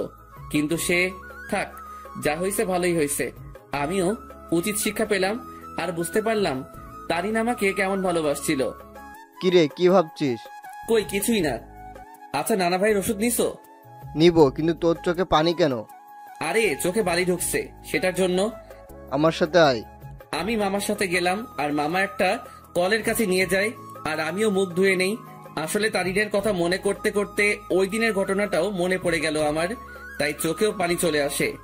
সেদিন তারিন আমাকে যেভাবে মারলো আমি বুঝতে পারলাম সে কতটা ঘৃণা করে আমাকে। সে সত্যি না জেনেই আমাকে আঘাত করলো, যা থেকে বোঝা যায় তারিনের ভালোবাসা কত দূর। চল বাড়ি যাব, বাজার শেষ। নানা ভাইয়ের ওষুধ নাও। মামা চলে গেল ওষুধ নিতে আর আমাকে বাজারের ব্যাগ ও পাঞ্জাবির প্যাকেটগুলো দিয়ে গেল। আমিও সেগুলো নিয়ে বাইকের কাছে চলে গেলাম। আজ তারিনের কথা মনে পড়তে লাগলো, কিন্তু তাকে এখন আমি ঘৃণা করি। তার ভালোবাসার রূপ দেখলাম ভালো করেই। জানি না কোথায় আছে সে, কি করতেছে। দূর, এর কথা কেন ভাবতে লাগলাম? সে যেখানে থাক ভালো থাক, মোট কথা আমার থেকে দূরে থাকলেই ভালো। আমার আশেপাশেও যাতে এই মেয়েটাকে যেন না দেখি আমি। মামা ওষুধ নিয়ে আসে, তারপর মামা বাইক নেয় আর আমিও বসে পড়ি ব্যাগ নিয়ে। তারপর আমরা বাড়ি ফিরি। আমি ব্যাগগুলো ডাইনিং টেবিলে রেখে আমার রুমে চলে যাই। সেখানে বসে বসে আমিও মোবাইল নিয়ে ব্যস্ত, কিন্তু তানভীর রুমে ছিল না। শালা ঠান্ডার মধ্যে গেল কই? কিছুক্ষণ পরে মামি আসে আর নাস্তার জন্য যেতে বলে। আমিও মোবাইল চার্জে লাগিয়ে নাস্তা করতে চলে যাই। দেখলাম তানভীর উপস্থিত আর সে মামা ও নানা ভাইয়ের সাথে কথা বলতেছে। কিরে তানভীর, কই ছিলি তুই? আরে এমনি একটু বের হলাম আর কি। তারপর নাস্তা করি আর রুমে চলে যাই। সেখানে তানভীরও আসে। তোর নাম্বার বন্ধ কেন? কি বলিস? নাম্বার বন্ধ? কোনটা? কেন, শেষে 86 ওইটা? ও ওইটা? ওইটা তো নষ্ট হয়ে গেছে। নষ্ট হয়েছে নাকি তুই নষ্ট করছিস? আমি করছি। কেন, তোর কাছে আমার শেষে 68 ওয়ালা নাম্বারটা নাই? আছে তো। সেটাতে কল দিলে পাবি। আচ্ছা, তানিয়ার সাথে কথা হয়েছে তোর? আরে আরেকটু আগেও তো কথা বলে আসলাম তার সাথে। কি? আরে ফোনে কথা বললাম আর কি। তুই কি মনে করছিস তানিয়া এখানে আর আমিও তার সাথে ঘুরে ঘুরে কথা বলতেছি? আমি তো এটা মনে করি নাই।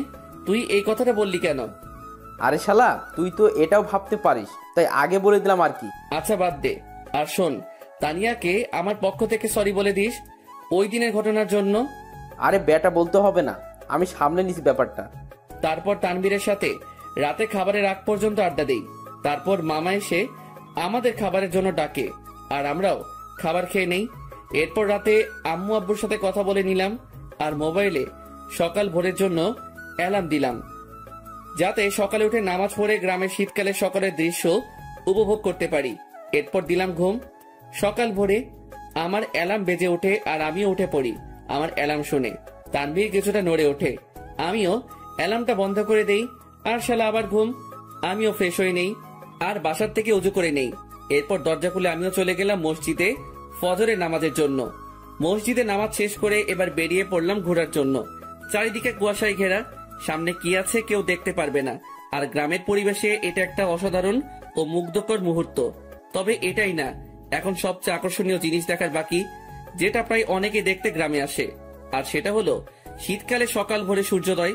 ভাগ্যিস আমি কোট শু পরে বের হইছি, না হলে এমনিও ঠিক না জমি কুলফি হয়ে যাইতাম।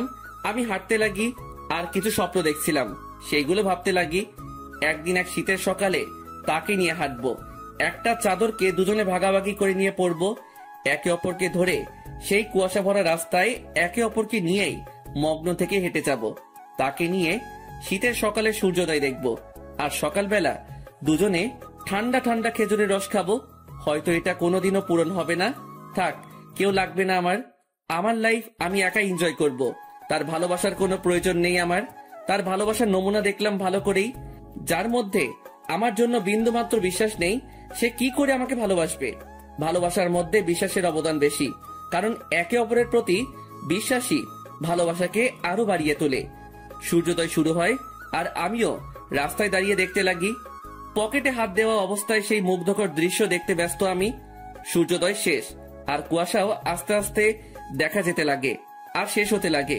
তাই আমিও চিন্তা করলাম, শীতের সকাল, দেখি যদি কোনো চায়ের দোকান পাই তাহলে এক কাপ গরম চা খাওয়া যায়। আমিও হাঁটতে লাগি আর ভাগ্যক্রমে একটা চায়ের দোকানও পেয়ে গেলাম। আমিও সেখানে যাই। এক কাপ চা দেন তো। জি দিচ্ছি, বসেন। আমি বসে আছি আর পকেটে হাত, কারণ হাত প্রায় ঠান্ডা হয়ে আসছে। এখন যদি তানভীরের পাশে থাকতো তাহলে আমার এই ঠান্ডা হাত তার পিঠে ঢুকাই দিতাম। প্রতি শীতেই সালারে এই চাকা দিই আমি। চা দিয়ে গেল আর আমিও পকেট থেকে হাত বের করে দুই হাত দিয়েই চায়ের গ্লাস ধরি। চায়ের গ্লাসের তাপ দিয়ে হাত গরম করতেছি আর একটু একটু চুমুক দিচ্ছি চায়ে। চা খাওয়া শেষ করলাম আর পকেট থেকে মানি ব্যাগটা বের করে চায়ের বিল দিয়ে দিলাম আর সেখান থেকে চলে আসলাম। আমি বাড়ির দিকে যেতে লাগি। বাড়ি আঙিনায় যেতে দেখি সামনে একটা সিএনজি, মনে হয় বাড়িতে কেউ আসছে। থাক, যেই আসুক আমার কি, আমিও আস্তে করে বাড়িতে ঢুকে যাই আর নিজের রুমের দিকে চলে যাই। রুমে প্রবেশ করা মাত্রই আমার চোখ কপালে উঠে গেল। তোমরা? কি রে হারামজাদা, ভালোই তো মজা মাস্তিতে আসিস। জি হ্যাঁ, আমার রুমে আমার আম্মু আব্বু উপস্থিত আর তানভীরও ঘুম থেকে উঠে গেছে। তোমরা এখানে কেমনে? কালকে না তোমাদের সাথে কথা বললাম আমি? আমরা 11টার গাড়িতে উঠি আর এখানে চলে আসি। এখানে আসার কারণটা কি? তাও হঠাৎ করে চলে আসলা, ব্যাপারটা বুঝলাম না। আমার আম্মু আব্বুর বাড়ি আর আমি আসবো না, এটা কি ধরনের কথা? আসবে মানা কি করলো, কিন্তু হঠাৎই না বলে চলে আসলা, ব্যাপারটা আমাকে একটু চিন্তায় ফেলে দিল। চুপ হারামজাদা, এত চিন্তা করতে হবে না তোকে। তোর জন্য আমি তানভীরকে মারলাম। মানে? আর বলিস না দোস্ত, আমাকে তুই মনে করে আমি ঘুমানো অবস্থায় মাথায় দিল একটা। তুই শালা মাইরের যোগ্য। আম্মুর কাছে গিয়ে আম্মুকে জড়িয়ে ধরলাম। তো মাই আম্মা জান, একটু বলবেন আপনার চেহারা এত খুশি কেন? কারণ আমার আব্বু জানটাকে পেয়ে গেলাম। যে কেমন আছিস আব্বু? কোনো অসুবিধা হচ্ছে না তো? আর বলিও না আম্মু, রাতের বেলা মশারা আমার কিস নিতে নিতে আমার ইজ্জত আস্ত রাখে নাই। এখন বউকে কি বলবো সেটাই সমস্যা। আমার কথা শুনে আম্মু আব্বু হেসে দেয়, কিন্তু তানভীরের মুখে অন্য কিছু দেখতে পাচ্ছি। কিরে তানভীর, তোর কি হয়েছে আবার? কই কিছুই না, আমার ঠান্ডা লাগছে, আমি ঘুমাই। যা ঘুমা তুই। আমি আম্মু আব্বুকে নিয়ে হলরুমের দিকে গেলাম আর দেখলাম মামা নানা ভাই কথা বলতেছে। আপু, এটা কি আসলেই তোর ছেলে? কেন, তোরে কি করলো? আর বলিস না আপু, আসতে না আসতেই আমার জীবনের অর্ধেক আগেই টানা করেছে, আর এখন বাকিটুকু করতেছে আর কি। এই মামা, মেজাজ গরম করিও না, না হলে যে একেবারে জায়গা বরাবর বাস দিমো। আল্লাহ কি দেখে তোরে বানাইছে বুঝি না, একবারে ফাজিল এর বাপ তুই। আজ আছি তো তাই এসব বলতেছো, একদিন এই ফাজিলটা থাকবে না, সেদিন মিস করলেও লাভ হবে না মামু। প্রথম কথা, তুই ফাজিল না, শয়তানের নানা, আর শয়তান মরে না, বুঝছস? ওকে, দেখা যাবে। মামা ভাগিনার ঝগড়া শেষ হয়েছে? হয় নাই, আরো বাকি আছে। মামু, মেজাজটা কিন্তু 440 করছো, কোন সময় কোন অঘটন ঘটাই দেই আর তোমারে ফাঁসাই দিমো কিন্তু। কেন, কি করবি তুই? বেশি কিছু না, গ্রামে কোনো এক আন্টিকে টাকা দিয়ে ভাড়া করে আনবো। কেন, গ্রামের মহিলা এনে কি করবি? বেশি কিছু না, তারে বলবো তোমার জিএফ হিসেবে নিজেকে পরিচয় দিতে, বাকিটা মামি সামলাবে আর কি। কথাটা শুনে আব্বু আম্মু নানা ভাই হেসে দিল আর মামার মুখের রিয়াকশন দেখে আমার হাসি আসতেছে। মামা ফুল শক খেয়ে গেল। ওরে খোদারে, আমার জীবন শেষ করার জন্যই জন্মাইছে হারামজাদা বজ্জাত, কি জিনিস রে তুই? এই আপু, এটা কি আসলে তোর ছেলে? আমার সন্দেহ হচ্ছে, এটাকে মনে হয় ভুল করে নিয়ে নিচ্ছিস তুই। আম্মু আব্বু হাসতেছে কারণ তারা ভালো করে জানে মামা ভাগিনার কাণ্ড। এভাবে কিছুক্ষণ মজা করে রুমে চলে যাই। সকালে নাস্তার সময় আমরা সকলে একত্রে হই। আমি, আব্বু, মামা, নানা ভাই, শান্ত, তানভীর, আমরা সকলে নাস্তা করে নিলাম। অন্তর, তুই এমন কেন?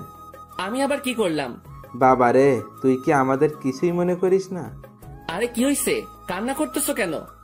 সমস্যা কি একটু বলো তো? কি করলাম আমি? আমি আব্বুকে জড়িয়ে ধরলাম। যদি কোনো ভুল কিছু করে থাকি ক্ষমা করে দিও। আর ওই দিনের ব্যাপারটার জন্য সরি। আসলে মাথা ঠিক ছিল না, তাই কথা বলতে ইচ্ছে করতেছিল না। তাই রাগ করে টেবিল থেকে গ্লাস ফ্লোরে ছুঁড়ে মারি। আব্বু আমাকে খুব শক্ত করে জড়িয়ে ধরে। আমি বুঝতে পারলাম আব্বুর মনে কিছু একটা চলতেছে, কিন্তু কি তা বুঝতে পারতেছি না। আচ্ছা আব্বু, চলো একটু ঘুরে আসি দুজন মিলে। চল। আমি আব্বুকে নিয়ে গ্রামে ঘুরতে গেলাম আর দুপুর পর্যন্ত ঘুরলাম। এরপর বাসায় আসলাম। অন্তর, তুই সত্যি কি ভালো আছিস? তোর মনে কোনো কষ্ট নেই তো? আমাকে দেখে কি মনে হয় তোমার? আমি কষ্টে আছি? কষ্টে থাকলে কেউ তিরিং বিরিং করে ঘুরে বেড়ায় নাকি? মজা মাস্তি করে নাকি? আল্লাহর রহমতেই ভালো আছি আমি। তবে তোমার কেন মনে হচ্ছে আমি ভালো নেই? না, এমনি। আমরা ভিতরে গেলাম। দুপুরের খাবার সময় আমরা সকলে, মানে সকল ছেলে মানুষ একত্রে খাবার খেয়ে নিলাম। তারপর আর কি, অন্যান্য দিন যা করি সেটাই করে সন্ধ্যা পর্যন্ত পার করলাম। সন্ধ্যায় আমি মোবাইলটা চার্জে লাগিয়ে আসি নাস্তার জন্য। হল রুমে এসে দেখি সকলে কি নিয়ে আলোচনা করতে ব্যস্ত। আমিও গেলাম তাদের কাছে। আচ্ছা, আমি একটা জিনিস বুঝলাম না। আমি আর তানভীর যেদিন আসলাম সেদিন থেকেই তোমরা আমাকে ছাড়া বাকি সবাই আলোচনা সভা তৈরি করে আলোচনা করতে ব্যস্ত। এখন আজকে আব্বু আম্মু আসলো, আজকে আব্বুকে নিয়েও তোমরা শুরু করে দিলে। আসলে কি এমন আলোচনা করতেছো তোমরা? আমার কথাগুলো শুনে সবাই থমকে গেল। মনে হয় আমি তাদের কাছে তাদের জান চাইছি। কিছু না রে, এমনি আড্ডা চলতেছে আর কি। মামা, নানা ভাই তারা এতই ফ্রেন্ডলি যে তাদের সাথে আড্ডা দিতে হেভি মজা হয়। তুইও আয়। আমি তাদের কাছে গিয়ে আড্ডা দিতে ব্যস্ত, কিন্তু সকলের চেহারায় অন্য কিছু দেখতে পাচ্ছি আমি। তারা আমার থেকে কথা লুকাচ্ছে তা আমি শিওর, কিন্তু কি সেটা জানি না। তবে আমাকে জানতে হবে। সন্ধ্যায় সকলে নাস্তা করে নিলাম। আমি একটু বাইরে যাব। আচ্ছা যা, কিন্তু 9টার আগে বাসায় আসবে। আচ্ছা। তারপর আমি বাইরে গেলাম। কিছু দূর হাঁটতেই মনে পড়লো মোবাইলের কথা, যেটা আমি চার্জে দিয়ে আসছি। তাই আমিও আবার বাড়ির দিকে গেলাম। দরজা মুখোমুখি দেওয়া, আর আমি হলরুমে যেতেই দেখি সেখানে কেউ নেই। কিরে, আমি আসার আগ পর্যন্ত তো আব্বু, নানা ভাই, মামা, তানভীর এখানেই ছিল। তাহলে কই গেল? আমিও আমার রুমের দিকে যাই, আর চার্জ থেকে মোবাইলটা নিয়ে বেরিয়ে আসতেই নানুর রুম থেকে কথা বলার আওয়াজ পাই। আব্বু, আমি তানভীরের কাছ থেকেই সকল কথা শুনে তাকে তোমাদের কাছে পাঠালাম। শুধু তাই না, তারিনও আমাকে কল দিয়ে সত্যিটা বলে যে সে কি কি করছে অন্তরের সাথে। প্রথম আমারও রাগ উঠছিল, তারপর তারিন কান্নাকাটি করতে লাগে আর সে তার ভুল বুঝতে পারে। তোমাদেরও সবটুকু বললাম, অন্তরকে বুঝতে দিই নাই। আমরা তার কষ্ট সম্পর্কে অনেক আগেই জেনে গেছি। রেহেনা, মা শোন, আমাদের বুদ্ধিমতো অন্তরকে এখানে আনলাম আর আটকে রাখলাম। তাকে বুঝতেও দিই নাই যে আমরা এখানে তার বিয়ের ব্যবস্থা করছি। আমি কথাগুলো শুনে নিস্তব্ধ হয়ে গেলাম। খুব বড় ধরনের শখ খেলাম আমি। তার মানে আমাকে এই কারণে আম্মু নানার বাড়িতে পাঠাইছে। আমি কি বলবো বা করবো কিছুই বুঝতে পারলাম না। আমি মোবাইল নিয়ে আস্তে করে বাহিরে যাই, আর নানুর রুমের জানালা খোলা, সেটা দিয়ে আমি কোনো মতে নিজেকে আড়াল করে বাইরের থেকে তাদের দেখতে ও কথাগুলো শুনতে লাগি। এখানে আম্মু তারিনের কথা বলল, কিন্তু এখানে তারিন কোথা থেকে আসবে? আর তখনই দুইটা মেয়েকে দেখলাম। মেয়েগুলো আর কেউ না, সেই মেয়ে যেগুলো আমাদের সাথে আমাদের বাড়িতে আসছে। তাদের চেহারায় এখনো পর্দা করা, তবে তারা তাদের পর্দা খুলতে লাগে। তাদের পর্দা খোলা শেষ, কিন্তু আমি তাদের পিছনের অংশটুকুই দেখতে লাগলাম। এরপর তারা দুজনেই ঘুরতেই সেই লেভেলে শখ খেয়ে গেলাম আমি, কারণ আমি তাদের চেহারা দেখলাম। যে মেয়েটা আমার মাথা খাইছে সেটা আর কেউ না, তারিন। আর তার পাশের মেয়েটা হচ্ছে তানিয়া। কি ধোকা দিল রে দুইটাই। ভাইরে ভাই, কি জিনিস এরা! আমার আগেই সন্দেহ হয়েছিল এই দুইটার উপর, তবে চেহারা দেখার ইচ্ছা ছিল কিন্তু দেখতে পারি নাই। আন্টি দেখুন, আপনার কথা মতো আমিও এই দুজনকেই নিয়ে আসি আমাদের সাথে, আর অন্তরকে বুঝতেও দিই নাই এই দুই বোরকাওয়ালি আর কেউ না, তানিয়া ও তারিন। কিন্তু আন্টি, আপনি হয়তো এই মেয়েটাকে মাফ করতে পারেন, কিন্তু আমি কোনোদিনও মাফ করব না। এই মেয়েটা আমার বন্ধুটার মনে গুরুতরভাবে আঘাত করেছে, আর আমি চাই না এই মেয়েটা অন্তরের জীবনে আর আসুক। কিন্তু আপনার কথা রাখার জন্য আমি একে আমাদের সাথে নিয়ে আসি। শালা তানভীরও আমার সাথে 2 নাম্বারই করলো। সে আমাকে গোপনে হলেও তো আমাকে বলতে পারতো, কিন্তু শালাও বেইমানি করলো। তানভীর প্লিজ, আল্লাহর দোহাই লাগে, আমাকে মাফ করে দাও। আমি সত্যিই অজান্তে এমনটা করছি। আমি অন্তরকে হারাইতে চাই না। প্লিজ আমার অন্তরকে ফিরিয়ে দাও। কথা দিচ্ছি আর এমন হবে না, কোনোদিনও না। এই, তুমি এভাবে কথা বলতেছো কেন? তারিন তো তার ভুল বুঝতে পারছে, তাহলে কেন ওকে কথা শোনাচ্ছ তুমি? তুমি কি ভুলে গেছো এই মেয়েটা কি অপবাদ দিয়েছিল তোমাকে ও অন্তরকে? আর ভুলে গেলেও কিভাবে অন্তরকে জুতার বাড়ি দিচ্ছে। এই মেয়ে ক্ষমার যোগ্য না। তানভীর বাবা শোন, আমি জানি আমার ছেলেটার সাথে কি করলো তারিন, কিন্তু সে তো তার ভুল বুঝতে পারলো। আর আমি আমার ছেলেকে চিনি ভালো করে, সে নিশ্চয়ই তারিনকে ক্ষমা করে দিবে। কিন্তু আন্টি, আমার মনে হয় না অন্তর এই মেয়েটাকে ক্ষমা করবে। আমি অন্তরকে ভালো করে চিনি, কারণ অন্তরের সাথে কেউ শত্রুতামি করলেও অন্তর ক্ষমা করে দিতে পারে, কিন্তু এই মেয়েটা অন্তরের মন ভাঙছে। তাই তো বাবা, আমরা অন্তর ও তারিনের বিয়ের ব্যবস্থা করেছি, যাতে বিয়ের পর অন্তর তারিনকে বুঝতে পারে আর ক্ষমাও করে দেয়। আর এই জন্যই আগামীকালেই অন্তর ও তারিনের বিয়ে দিব আমরা সকলে মিলে। তানভীর, আমি অন্তরকে না পেয়ে মরেই যাব। দেখো তানভীর, আমি জানি আমি অনেক বড় ভুল করছি, কিন্তু বিশ্বাস করো অন্তরকে আমি নিজের থেকেও বেশি ভালোবাসি। তানভীর, আমি তোমার পায়ে পড়ি, একমাত্র তুই পারিস অন্তরকে আমার করে দিতে। এই মেয়ে দূরে থাক আমার থেকে। আর আন্টি আঙ্কেল যেহেতু আপনার অন্তরকে না জানিয়ে অন্তরের বিয়ের ব্যবস্থা করছেন, যদি অন্তর জানতে পারে যে আপনাদের প্ল্যানে আমি জড়িত, তাহলে অন্তর আমাকে কখনোই ক্ষমা করবে না। তাই আপনারাও কেউ বলিয়েন না যে আমি আপনাদের সাথে ছিলাম। কিন্তু তানভীর, আমি তো সত্যিটা জেনেই গেছি। আর কথা রইল বিয়ের, সেটা তখনই হবে যখন আমি এখানে থাকবো। তার আগেই আমি এখান থেকে কেটে পড়বো। ঠিক আছে বাবা, আমরা এটা বলবো না যে তুমি সব জানতে। আমরা ব্যাপারটা লুকাবো অন্তর থেকে। বাহ, ভালোই তো প্ল্যান করছে। আর কি বললো তারিন? সে আমাকে ভালোবাসে, তাই না? আর ভালোবাসা লাগবে না, বিয়ে তো দূরে থাক, তার চেহারাও দেখতে আমি ইচ্ছুক নই। আমিও চলে গেলাম। কোনো মতে রাত 8টা পর্যন্ত বাইরে কাটালাম। আমি বাড়ি আসলাম আর দেখলাম তারা কথা বলতেছে। আমি তো এখন জেনেই গেছি তাদের কি নিয়ে আলোচনা হতো এতদিন। তারা আমার থেকে কথা লুকাইছে, এবার আমিও তাদের বুঝতে দিব না আমিও তাদের গোপন কথাটা জেনে গেছি। সকলে মিলে রাতের খাবারটা খেয়ে নিলাম, তবে আমি চুপচাপ ভাবে থাকি আর তাদের বুঝতে দেই না আমার মনে কি চলতেছে। আমি কারো সাথে কোনো কথা না বলে চলে যাই রুমে। কিরে, কি করিস? কিছু না। কিরে, এভাবে চুপচাপ আসিস কেন? আমার ঘুম আসতেছে। Bye, good night. আমি কম্বলটা গায়ের উপর দিয়ে শুয়ে পড়ি। রাত প্রায় 12টা বাজে। তানভীর ঘুমাই, কিন্তু আমি ঘুমাইনি, কারণ আমি চলে যাব এখান থেকে, কাউকে বলেও যাব না। আমিও উঠে আমার ব্যাগ গুছিয়ে নিয়ে রেডি হয়ে আস্তে করে ব্যাগ নিয়ে রুম থেকে বেরিয়ে পড়ি আর আস্তে করে দরজা খুলে বাসার বাইরে চলে যাই। আমাদের বাড়ি থেকে বাস স্টেশন প্রায় হেঁটে গেলে 15 মিনিটের রাস্তা, আর আমিও ব্যাগ নিয়ে হাঁটতে লাগি। বাস স্টেশন প্রায় হেঁটে গেলে 15 মিনিটের রাস্তা, আর আমিও ব্যাগ নিয়ে হাঁটতে লাগি।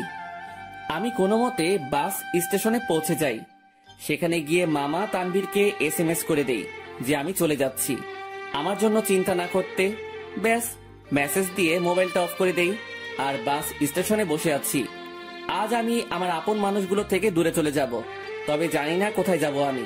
তবে আপাতত আমি আমার এলাকার দিকেই যাব, এরপর না হয় অন্য কোনো কিছু ভাববো আমি। ভাগ্যক্রমে একটা বাস আসে আর আমি উঠে পড়ি। আমি বাসের মধ্যে ড্রাইভারের পিছনের সিটে বসি। সেখানে টিকিট বাকি ছিল, তাই আমিও নিয়ে নেই। মোট কথা তাদের থেকে দূরে চলে যেতে চাই আমি। আর তারিন, যে কিনা আমাকে অনেক কষ্ট দিল, সে আমার আম্মু আব্বুকে ভালোই পটাতে পারলেও সে কোনো দিনও আমাকে পাবে না, কারণ সে আমার মনে গুরুতরভাবে আঘাত করলো, যা সহজেই মিটবে না। আমি অনেক কষ্ট ভোগ করছি, আর এত সহজে তারিন আমাকে পেয়ে যাবে তা কোনো দিনও না। এবার সেও বুঝুক, যখন ভালোবাসার মানুষ দূরে থাকে ও ঘৃণা করে তখন কেমন লাগে। আমি অনেক কষ্ট অনুভব করলাম, এবার তার পালা কষ্ট অনুভব করার। আমি কোনো দিনও তারিনকে বোরকা পরা অবস্থায় দেখি নাই, আর আমাদের সাথে যখন বাসে ওঠে তখন সে বোরকাটা পরে, মানে শুধু চোখগুলো দেখা যাবে, বাকি শরীরের অংশ দেখা যাবে না। ওই বোরকাটা পরে, আর এই বোরকাটা পরায় আমি তারিনকে চিনতে পারি নাই। তবে শুধু তারিন না, তানিয়াও তারিনের মতোই বোরকা পরে, তবে বোরকার রংটা ভিন্ন। তারিন পরছিল কালো, আর তানিয়া পরছিল একটু নেভি ব্লু বোরকা। মেয়েটা ভালোই বুদ্ধি খাটাইছে, মানতেই হবে। সে আমার সামনে না এসে আম্মু আব্বুকে ভালোভাবেই পটাইছে ও তাদেরকে ভালোভাবেই আয়ত্ত করলো, কিন্তু কোনো লাভ হয়নি। কি করে ভাবলো এত সহজে আমাকে পেয়ে যাবে? আমাকে যতটুকু কষ্ট দিল তাকেও সেটা অনুভব করতে হবে। এরপর না হয় দেখা যাবে। প্রায় 2 ঘন্টা বাস চলতেছে, কিন্তু চোখে কোনো ঘুম নেই আমার। থাকবেই বা কি করে? যে দেখলাম ও শুনলাম আমি যদি আজ সেখান থেকে না চলে আসতাম তাহলে তারা আমাকে জোর করে হলেও তারিনের সাথে বিয়ে দিত। কিন্তু আমি কোনো দিনও এই মেয়েকে এত সহজে মেনে নিব না। একবার এই মেয়েটা আমাকে সন্দেহ করে ও অবিশ্বাস করে, আমাকে অনেক অপমান করলো আর জুতার বাড়িও দিল।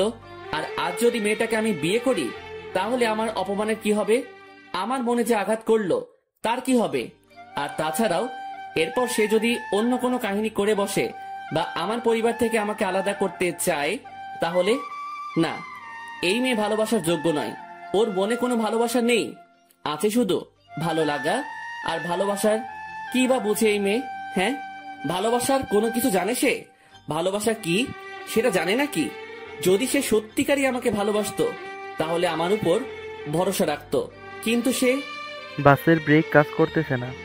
কথাটা শুনে সেখানে থাকা যাত্রীরা ও আমি শক খেয়ে গেলাম। কি বলতেছেন আপনি এসব? বাসের ব্রেক কাজ করতেছে না, হঠাৎ করেই ব্রেক কাজ করা বন্ধ করে দিয়েছে। ড্রাইভারের কথা শুনে যাত্রীরা আতঙ্কে ও ছোটাছুটি চিৎকার চেঁচামেচি শুরু করে দেয়। আরে আপনারা শান্ত হন সবাই, প্লিজ এভাবে উত্তেজিত হবেন না।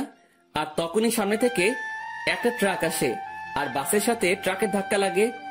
এক মুহূর্তেই সকল কিছু পরিবর্তন হয়ে গেল। আমার চোখ ঝাপসা হয়ে আসছে, তবুও চোখে একবার আশেপাশে দেখে নেই। মৃত্যু আমার চলে আসছে, আর আমার জীবনের সমাপ্তি হয়তো এইভাবেই হওয়ার ছিল। আর কিছুক্ষণের মধ্যে অন্তর সেখানে মারা যায়। বাসে প্রায় 40 জনের মতো ছিল, যার মধ্যে অনেকেই গুরুতর আহত হয়। আর সামনে থাকা ড্রাইভারও শেষ। বাসটি সামনে স্টেশন থেকে যাত্রী নেওয়ার কথা ছিল, হয়তো আর যাত্রী নেওয়া হলো না। কিছুক্ষণ পরেই সেখানে উদ্ধারকর্মী ও অ্যাম্বুলেন্স আসে ও তাদের কাজ করতে ব্যস্ত। সকালবেলা তানভীরের মোবাইল বেজে ওঠে। হ্যালো। অপর পাশ থেকে কথা শুনেই তানভীরের মোবাইল হাত থেকে পড়ে যায়। তানভীর পাগলের মতো ব্যবহার করতে শুরু করে, আর তানভীর অন্তরের মামাকে নিয়ে সেও সকাল সকাল বেরিয়ে পড়ে। তানভীর ও অন্তরের মামা জায়গা মতো চলে যায়। তাকে একজন পুলিশ ফোন দেয় আর ঠিকানাটাও দেয়, আর বলে সেখানে চলে আসতে, আর তানভীরও সেখানে চলে যায়। তানভীর, কি হয়েছে? তুই এখানে আনলি কেন? তানভীর চুপ হয়ে আছে। জি, আপনার নাম কি তানভীর? জি। আসুন আমার সাথে। আসলে ডেড বডির পকেট থেকে আমরা একটা মোবাইল পাই, আর সেটা অন করেই সেখানে আপনার নাম্বার দেখতে পাই, যেখানে লেখা ছিল তানভীর বেস্ট। তাই আপনাকে কল দিলাম। কার ডেড বডির কথা হচ্ছে অফিসার? আসুন আমার সাথে। পুলিশ তানভীর ও অন্তরের মামাকে একটা রুমে নিয়ে যায়, যেটাতে ডেড বডি শোয়ানো। সেখানে সাদা চাদর মোড়ানো একটি লাশের কাছে নিয়ে যায়। তানভীর, কি হয়েছে রে? কার কি হয়েছে? কিন্তু তানভীর নিস্তব্ধ। পুলিশ অফিসার সাথে সাথে সেই লাশের মুখ থেকে সাদা চাদরটা সরায়। সাথে সাথে অন্তরের মামা লাশ দেখে থমকে যায়, কারণ এটা তার ভাগ্নে অন্তরের ডেড বডি। এই তানভীর, এটা কে? দেখতে তো পুরাই আমাদের অন্তরের মতো লাগতেছে। তানভীরের সাথে সাথে সেই বডিটা ধরে চিৎকার করে কান্না করতে লাগে, কারণ আজ তার বন্ধু তার থেকে বহু দূরে চলে গেছে, যেখান থেকে আর কোনোদিনও ফিরবে না। এই অন্তর, এভাবে শুয়ে আছিস কেন? এই অন্তর, দেখ ভাই, এভাবে শুয়ে থাকিস না, কথা বল ভাই। এই তুই না আমাকে ভাই ডাকছিস, আর তুই না বলতি তুই আমার কথা শুনবি, তাহলে শালা এভাবে শুয়ে আছিস কেন? এই অন্তর। এই তুই কাকে অন্তর বলতেছিস? তানভীর, আমাদের অন্তর তো বাসায়। আর তখনই অন্তরের মামার মোবাইলে কল আসে আর দেখে তার বোন কল দিছে। কি রে ভাই, কই গেছিলি? আর তানভীর, অন্তর কই? অন্তরের মামা এই কথাটা শুনে থমকে যায়, কারণ বলল অন্তর ওর বাড়িতে নেই। সাথে সাথে কল কেটে দেয় আর স্ক্রিনের দিকে তাকায়। সেখানে অন্তরের একটা মেসেজ দেখে, সেও সেটা দেখতে লাগে। সেখানে লেখা ছিল, মামা আমি তোমাদের মনের গোপনের তথ্যটা জেনে গেছি, কিন্তু তোমরা আমার মনের অবস্থা জানো না। আপাতত আমি এই সব থেকে নিজেকে বিরত রাখতে চাই, কিন্তু বাড়িতে থাকলে আমি শিওর তোমার আমাকে বিয়ে দিয়েই ছাড়বা, তাই বাধ্য হয়ে আমাকে চলে যাইতেই হইতেছে। ভালো থাকিও আব্বু আম্মু, নানা ভাই, নানু, তানভীর, শান্তা, মামি আর তোমাদের বাসার সেই গেস্টগুলোর খেয়াল রাখিও, আর সাথে নিজেরও খেয়াল রাখিও, আর আমার জন্য দোয়া করিও। খোদা হাফেজ। তোমার জীবন তেনা তেনা কারি। অন্তর মেসেজটা দেখার সাথে সাথে সেও অন্তরের দেহটাকে ধরে কান্না করে দেয়। আপনারা একটা অ্যাম্বুলেন্স ভাড়া করে বাড়িতে নিয়ে যেতে পারেন। অন্তরের মামা একটা অ্যাম্বুলেন্স ভাড়া করে নেয় আর সেখানে অন্তরের দেহটাকে নিয়ে রওনা হয় তাদের বাড়ির দিকে। তাদের বাড়িতে পৌঁছালো। অন্তরের মামাকে দেখে অন্তরের আম্মু সেখানে তার ভাইয়ের কাছে যায়। কি রে ভাই, কই গেছিলি? আর তানভীর, অন্তর কই? কিন্তু তার ভাই চুপ হয়ে আছে। কি রে ভাই, কথা বলিস না কেন? আর আজকে তারিনের পরিবার আসতেছে, তাদের থাকার ব্যবস্থা কর। কি রে, কথা বলিস না কেন তুই? তখনই খেয়াল করে একটা অ্যাম্বুলেন্স তাদের বাড়ির দিকে আসতেছে। কি রে ভাই, বাড়িতে অ্যাম্বুলেন্স? কার কি হয়েছে আবার? কিন্তু তার ভাই নিস্তব্ধ হয়ে আছে, মুখে কোনো কথা নেই। বলতে গেলে জিন্দা লাশ যে জীবিত আছে, কিন্তু কথাবার্তা নেই। সাথে সাথে অন্তরের মামা তার বোনকে জড়িয়ে ধরে কান্না করে দেয়। কি রে মিলন, এইভাবে কান্না করতেছিস কেন? কি হয়েছে রে ভাই? আর তখনই তিনি দেখে সেই অ্যাম্বুলেন্স তাদের আঙিনায় এসে থামে। অ্যাম্বুলেন্স থেকে তানভীর বের হয়। তাকে দেখে সেখানে থাকা অন্তরের আব্বু আম্মু থমকে যায়। এই তানভীর, তুই অ্যাম্বুলেন্স থেকে নামলি যে? আর অন্তর কই রে? সে কি তোমাদের সাথে গেছে নাকি? সাথে সাথে তানভীর তাকে জড়িয়ে ধরে কান্না করতে লাগে। কি রে তানভীর, কান্না করতেছিস কেন? আর অন্তর কই? তানভীর, কি রে বাবা, তুই আর মিলন মিলে এভাবে কান্না করতেছিস কেন? সেখানে থাকা একটা লোক মুখের থেকে চাদরটা সরায়। লাশের চেহারা দেখেই আঙিনায় উপস্থিত অন্তরের আম্মু, আব্বু, নানা ভাই, মামি সকলেই বড় ধরনের ঝটকা খেয়ে গেল। সাথে সাথে অন্তরের আব্বু আম্মু, নানা ভাই সেই লাশের কাছে গেল, আর তারা দেখলো তাদেরই অন্তরের সেই সাদা চাদর গায়ে মরিয়ে চোখ বন্ধ করে আছে। এই আব্বু, কি রে, তুই এভাবে শুয়ে আছিস কেন? কি রে, কি হয়েছে তোর? কথা বলিস না কেন? অন্তর, বাবা কি রে, এভাবে এখানে শুয়ে আছিস কেন? কি হয়েছে তোর? কথা বলিস না কেন? এই তানভীর, আমাদের অন্তর কথা বলে না কেন? ওর কি হয়েছে? নাকি তোরা সব সত্যি বলে দিছিস বলে রাগ করে আছে আমাদের উপর? কি রে তানভীর, মিলন কথা বলিস না কেন? অন্তর এইভাবে শুয়ে আছে কেন? কিন্তু তানভীর আর তাদের মিলন মামা কান্না করেই যাচ্ছে। কাল রাতে বাস অ্যাক্সিডেন্টে উনি মারা যান। কি যাতা বলতেছেন এগুলো? আমার ছেলে বাড়ি ছিল, ও কি করে নাকি ফাইজলামি করতেছে এই বেয়াদবটা। আমার রাগ উঠে গেছে, কিন্তু এইসব নিয়ে কি ফাইজলামি করিস অন্তর? এইসব কোনো মজা করার ব্যাপার? উঠ বলতেছি, না হলে কিন্তু একটা মারও মাটিতে পড়বে না। তারা অন্তরকে অনেকবার জাগানোর চেষ্টা করলো, কিন্তু অন্তর তো আর জাগবে না। সে চির নিদ্রায় চলে গেল, যেখান থেকে আর ফিরবে না কোনোদিনও। আব্বু, কথা বলিস না কেন তুই? একটিবার কথা বল বাবা। কি রে আব্বু, কথা বল না। সাথে সাথে অন্তরের বাবা মা দুজনেই অন্তরের দেহটাকে জড়িয়ে ধরে কান্না করে দিল। তারিন আর তানিয়া বাড়ি থেকে বের হয়ে দেখে বাড়ির আঙিনায় অনেক মানুষ। কি রে, এখানে এত মানুষ? বিয়ে তো ঘরোয়া পরিবেশে হবে বললো, তাহলে এত মানুষ আর কান্নাকাটির আওয়াজ পাচ্ছি কেন? চল তো দেখি কি হয়েছে। তারপর তানিয়া ও তারিন সেখানে গেল। কি রে, আন্টি এভাবে কান্না করতেছে কেন? কি হয়েছে? আঙ্কেলও কান্না করতেছে। কি হয়েছে রে? তারিন অন্তরের আম্মুর কাছে যায়। সেখানে গিয়ে যখনই অন্তরের আম্মুর কাঁধে হাত দিবে, তখন সে সেখানেই নিস্তব্ধ হয়ে যায়। তার মুখ দিয়ে আর কোনো কথা বেরোচ্ছে না। সেও সাথে সাথে সেখানে বসে পড়ে। আন্টি, অন্তর এভাবে শুয়ে আছে কেন? কি হয়েছে ওর? কিন্তু তারা সকলেই কান্না করেই যাচ্ছে। কি হলো আন্টি? ও অন্তর এভাবে শুয়ে আছে কেন? হাই অন্তর, তুমি এভাবে শুয়ে আছো কেন? কি হয়েছে তোমার? এইভাবে সাদা চাদর গায়ে কেন তোমার? হাই অন্তর, কথা বলো না কেন? আঙ্কেল আন্টি, অন্তর এভাবে শুয়ে আছে কেন? কি হয়েছে? কথা বলতেছেন না কেন আপনারা? কিন্তু কারো কোনো মুখে কথা নেই, শুধু কান্না আর কান্না। হাই কলিজা, এইভাবে শুয়ে আছো কেন? আমি জানি তুমি আমার উপর অনেক রাগ করে অভিমান করে বসে আছো, কিন্তু বিশ্বাস করো আমি সত্যি তোমাকে ভালোবাসি। হ্যাঁ, আমি অন্যায় করেছি তোমার সাথে, আর বিশ্বাস রাখিনি তোমার সাথে, কিন্তু আমি আমার ভুল বুঝতে পারছি। তাই একটিবার আমাকে সুযোগ দাও, আর কোনোদিন এমনটি করবো না। সত্যি বলতেছি তোমাকে। কি হলো, কথা বলো না কেন তুমি? হাই কলিজা, একটিবার কথা বলো না, আমি তোমার পায়ে ধরতেছি। এই আর একটিবার সুযোগ দাও আমাকে, দোয়াই লাগে তোমার। এইভাবে চুপ থেকো না প্লিজ। দেখো আমার কিন্তু ভয় লাগতেছে, আর তুমি এইভাবে চুপচাপ শুয়ে আছো কেন? কথা বলো না। দেখো এভাবে চুপচাপ থেকো না। আমার আর এমন ভুল আমি করবো না, সবসময় তোমার প্রতি বিশ্বাস রাখবো। হাই কলিজা, কথা বলো না কেন? কি হয়েছে তোমার? তারিন অন্তরের হাত ধরে উঠালো আর সাথে সাথে পড়ে যায়। আর তখনই তানিয়া এসে তারিনকে ধরে আর নিয়ে যেতে লাগে। আই তানিয়া, ছাড় আমাকে। আমার কলিজা কথা বলে না কেন? কি হয়েছে ওর? আমাকে ছাড় বলতেছি। তারিন, অন্তর আর কথা বলবে না রে। সে আর কোনো দিনও আমাদের সাথে কথা বলবে না, হাসি ঠাট্টাও করবে না। সে আমাদের একা করে দিল রে। রাগ তো আমার সাথে করলো, তাহলে তোরা একা কি করে হবি? আর দেখি, ছাড় আমাকে, আমি ওর কাছে যাব। ওইখানে শুয়ে আছে আমার উপর রাগ করে, আর আমার সাথে কথাও বলে নাই রাগ করে। দেখি, ছাড় আমাকে, আমি ওকে মানিয়ে নিব। দেখবি ও আমার সাথে কথা বলবে। ছাড় বলতেছি আমাকে। তারিন সেখানেই পাগলামো শুরু করে দেয়।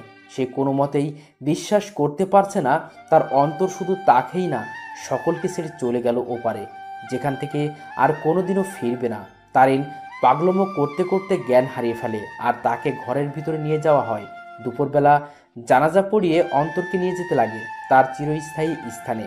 আজ এক আব্বুর কাঁধে তার ছেলের লাশ, এক বন্ধুর কাছে তার ভাইস্বরূপ বন্ধুটির লাশ হয়ে শুয়ে আছে, আর এক হতভাগা মামা যার সাথে হাসি মজা করে বেড়ানো ভাগ্নেটার লাশের খাট বহি করে নিয়ে যাচ্ছে তার চিরস্থায়ী স্থানে।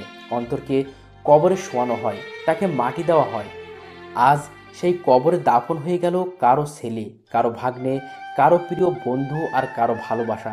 সকলকেই সেখানে অন্তরের জন্য দোয়া করে চলে যায়। তবে সেখানে বসে বসে তিনজন হতভাগা মানসিক কান্নায় ভেঙে পড়ে বসে আছে। আজ অন্তরের মামা ভাবতে লাগে সেই দিনগুলো যখনই অন্তর তাকে জ্বালিয়ে বেড়াতো, কিন্তু আজ থেকে সেই মামাকে আর কেউ জ্বালাবে না। আজ এক বন্ধু তার সুখ দুঃখ ভাগ করা বন্ধুকে হারিয়ে ফেলল। আজ একজন বাবা তার শাসন করা ছেলেটাকে হারিয়ে বসে আছে। সব সময় অন্তরকে বকা দিয়ে বেড়াতো, কিন্তু আজ থেকে সেই বকাগুলো আর কাউকে দিতে পারবে না। অন্যদিকে তারিনের জ্ঞান ফিরে সে দেখে অন্তরের আম্মু কান্না করতেছে, আর তানিয়া তাকে সামলাতে সামলাতে কান্না করতে লাগলো। এই, তোমরা সকলে কান্না করতেছো কেন? আজকে না আমার আর অন্তরের বিয়ে, আর বিয়েতে তো মেয়েরা কান্না করে। তাহলে তোমরা ছেলের মা, ছেলের বান্ধবী হয়ে কান্না করতেছো কেন? আরে যাও, তাড়াতাড়ি আমাকে রেডি হতে হবে। এই তানিয়া, তাড়াতাড়ি আমাকে রেডি করে দে, কাজী সাহেব চলে আসবে যে কোনো সময়। আর অন্তর রেডি হইছে, দেখ না।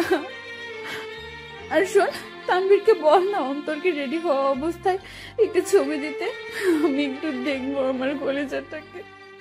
তানভীরকে বল না অন্তরের ছবি দিতে, আমাকে রেডি করে দে। আমি শাড়ির আঁচল সামলাতে পারি না, কিন্তু ও বলছিল শাড়িতে নাকি আমাকে দারুণ মানাবে, আমি ওর জন্য শাড়ি পরবো। তারিন, কি হয়েছে? আর আন্টি, সরি আম্মু, একটু রেডি করে দাও না, কাজী সাহেব চলে আসবে তো, আমাকে আবার অন্তরকে মানাতে হবে। তারিন সেখানে পাগলের মতো ব্যবহার করতে লাগলো। তারিনকে অনেকবার বোঝানোর চেষ্টা করা হলো অন্তর অনেক দূরে চলে গেছে, কিন্তু সে তা কোনো মতেই মানছে না। তারা বুঝতে পারলো অন্তরের অকাল মৃত্যু তারুণের মাথার এফেক্ট করেছে, তাইও সে পাগলের মতো আচরণ করতে লাগলো। তারিনের পরিবারও আসে, সবাই মিলে তারিনকে সামলানোর চেষ্টা করে, কিন্তু তারিনের মুখে একটা শব্দ, অন্তর। কিন্তু সে আর কোনোদিনও ফিরবে না। এভাবেই সমাপ্তি ঘটল এক অসমাপ্ত ভালোবাসার। একটি সন্ধ্যের জন্য একটি ভালোবাসা অপূর্ণ রয়ে গেল, শুধু থেকে গেল ভালোবাসার কিছু স্মৃতি ও অনুভূতি। ভালোবাসার মধ্যে সবচেয়ে গুরুত্বপূর্ণ হলো বিশ্বাস। একে অপরের প্রতি বিশ্বাস যত মজবুত থাকবে, ভালোবাসাও তত শক্ত হবে। সন্ধ্যের জন্য একটি ভালোবাসা সম্পূর্ণ শেষ হয়ে যায়, তবে বর্তমানে ভালোবাসার মানুষগুলোও অনেক আজব, কারণ আমরা ভুল মানুষের উপর বিশ্বাস করে ফেলি আর সঠিক মানুষকে সন্দেহ করে বসি।